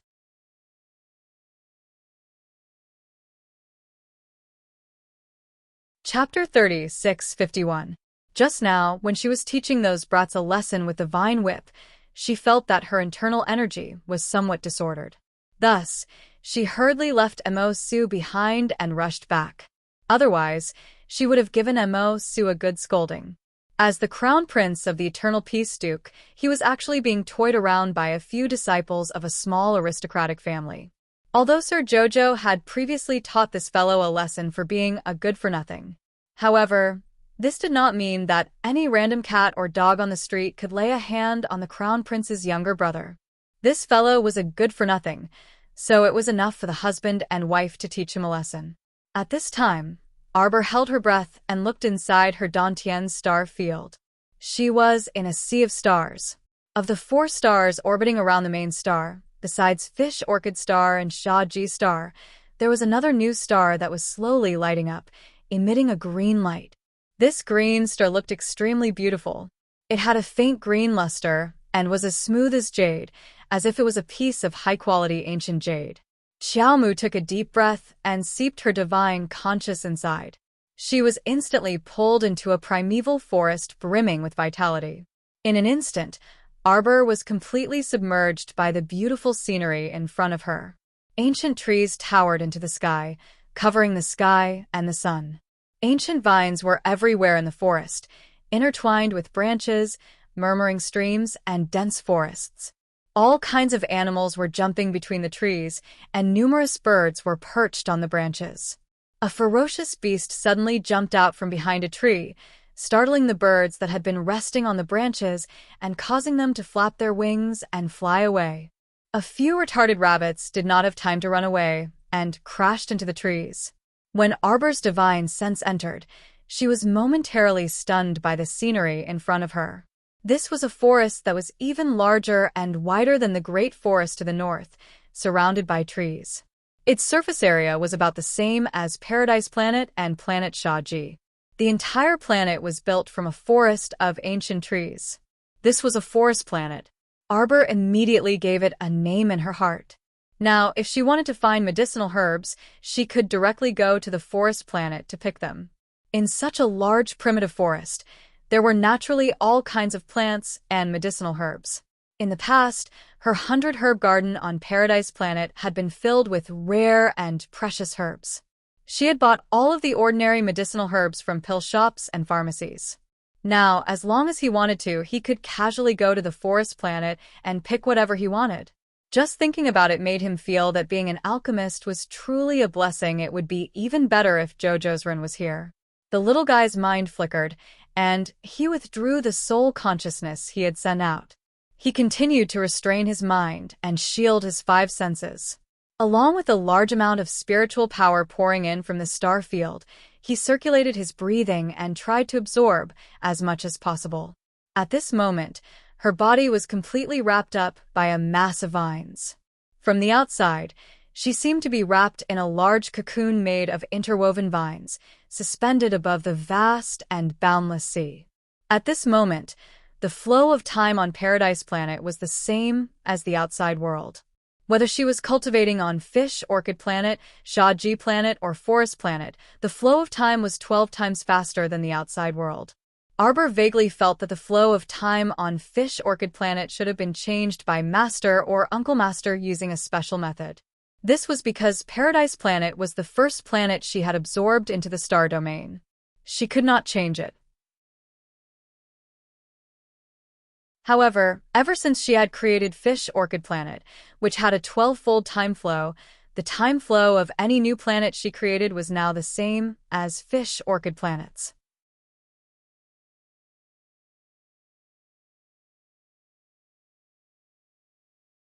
Chapter 3652. The changes in the forest planet obviously affected the people cultivating on the Fish Orchid Planet. Qi Xianxian and the others opened their eyes one after another. They looked at the spiritual energy that was gushing towards them with astonishment. It was an endless stream of spiritual energy. They ran to the beach and looked into the distance. They immediately understood what was happening. Wow, it looks like Jojo is going to level up. Qi Xianxian exclaimed. She was no longer in the mood to cultivate. Her eyes lit up as she stared at the little guy floating on the surface of the sea. Duanmu Qing smiled bitterly and shook his head. Jojo's speed of advancement is scary every time. Qi Xianxian clicked her tongue when she saw that Jojo was wrapped up in a ball of vines and spiritual energy was gathering toward him from all directions. So powerful. Yeah, Jojo is probably going to be a level 15 great spiritual master this time. How can it be so fast? Mata exclaimed. My God, this doesn't make any sense. We fought with our lives on the line, jumping around half a small realm by half a small realm. Is Jojo going to level up by 2 levels? Everyone looked at Mata as if they were looking at an idiot. The meaning behind the look in his eyes couldn't be any more obvious. Aren't you talking nonsense? Mata couldn't help but rub his nose. Say, if all the spirit energy on Fish Orchid Star is sucked dry, will it cause chaos in Spirit Realm? Oh, right. Qi Xianxian quickly took out spirit stones from her inner world. Quick, throw them over. Let Jojo absorb more of the spiritual energy in them. Everyone hurriedly followed her example and dug out spirit stones from their pockets, piling them on the edge of the beach. Soon after, he could clearly see that the large amount of spiritual energy inside the spirit stones was also being drawn out, gushing towards Qiaomu in an endless stream. Little Fatty couldn't help but exclaim in shock, Heavens, how much spiritual energy does Jojo need to advance this time? There are so many spirit stones, but it's not enough for him. Yeah. Qi Xianxian turned around and saw the Venerable Peach Blossom Immortal and the others walking over with smiles. He hurriedly took a few steps forward and said, Senior Immortal, quickly come and take a look. Jojo's advancement is so fast. Will there be any problems? There's no problem. The Venerable Peach Blossom Immortal looked at them in bewilderment. He looked at them strangely and said, Isn't Jojo always so earth-shattering every time he advances? Everyone was speechless. It seemed that they were making a fuss over nothing. The little fatty dug into his empty pockets and said pitifully, I've given all my spirit stones to Jojo. Why give her spirit stones? The Venerable Peach Blossom Immortal rolled his eyes. It's a waste to give her spirit stones. These spirit stones aren't even enough to fill the gaps between her teeth. What she was absorbing now was the purest holy wood spirit. Once that fragment fuses with the holy wood, it will be enough for her to advance. But look, this, and that. The entire fish orchid planet's spiritual energy will be sucked dry. When that happens, won't the spirit domain shatter? Qi Xianxian couldn't help but tremble as she spoke.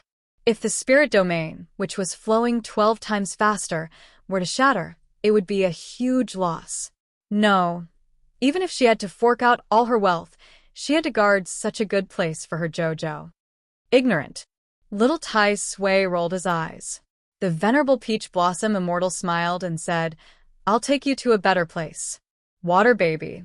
The little water droplet ran out from a corner and pouted its little mouth.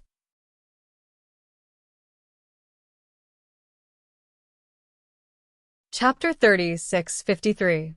Suddenly, a pair of huge transparent palms appeared, and the little water child pushed everyone out of Fish Orchid Planet and into the newly opened Forest Planet. Qi Xianxian and the others opened their mouths wide as they looked at the primitive forest in front of them. Then, they silently cupped their chins and closed their mouths. In theory, as long as Jojo continues to grow, countless planets will be born in his star domain, which is what you call the spirit domain. And as Jojo advances to the godly state, or even the transcendent godly state, his spirit domain will probably advance to the godly domain, or even the holy domain. Looking at the young men and women in front of him with their mouths wide open and staring at him like he was retarded, the venerable Peach Blossom Immortal took out a small pink fan and waved it. He laughed and said, "Look at your silly faces." But in reality, these are just theories. It is very difficult to advance to the godly domain, or even the holy domain. Otherwise, it would be so difficult to find a holy bloodline in the entire upper 3 prefectures. Everyone knows that it is very difficult to find a godly domain in the upper 3 prefectures. The venerable Peach Blossom Immortal waved the fan in his hand and said calmly, Our Jojo is really a little fellow who never ceases to surprise people. I really like him more and more. What should I do?" The venerable Peach Blossom Immortal blinked and turned to look at Qi Xianxian and the others with his bright eyes. The latter ignored him and said expressionlessly, "Where did Jojo get these planets? The spirit domain that you are talking about?" The venerable Peach Blossom Immortal slapped his fan and suddenly looked enlightened. "Yes. Where did he get them? It seems that every time Jojo advances, he will open a new spirit domain. How magical! Needless to say, Master must have picked them up when he was drifting in the void." The little water child at the side could not bear to listen to the conversation between these retarded people and could not help but remind them. Oh. The few of them nodded blankly. Then they felt that they had asked too much. Wasn't Xiqiao, that fellow, born to strike at others? What's the use of asking so many questions? Say, why is there such a huge difference between people? When some people were down on their luck, even cold water could be stuffed into the gaps between their teeth. As for some people, even if they were wandering around in the void, they could still pick up a bunch of spirit balls, domains, and bring them back. This was probably luck. When the venerable Peach Blossom Immortal saw Qi Xianxian and the others' strange expressions, he couldn't help but burst into laughter. "Oh my God, you've been with Jojo for so long. Haven't you gotten used to it yet?" Little Tai Sui glanced at that guy and said coldly, "Will you die if you don't strike a blow for a day?" Mata turned around and walked into the forest. "It seems like we were worried about Jojo for nothing. Now that Jojo had so many spirit realms, there was no way he would absorb all the spirit energy on Fish Orchid Planet. Even if she absorbs all of it, she will probably use the spirit energy in other spirit realms to replenish it." Qi Xianxian and the others nodded expressionlessly. Then, they followed Mata into the primeval forest in front of them. They threw the venerable Peach Blossom Immortal and the others far away and covered their faces. Fuck, there were blows everywhere in the world. They had gotten used to it. You're tuning in to the Dreamy Chapters YouTube channel. We're so grateful for your support, and don't forget to subscribe to join us on this incredible journey through captivating stories. Your generosity through donations truly makes a world of difference, as it's the primary source of revenue that allows me to expand and enhance this channel for you. Thank you from the bottom of my heart for being a part of this adventure.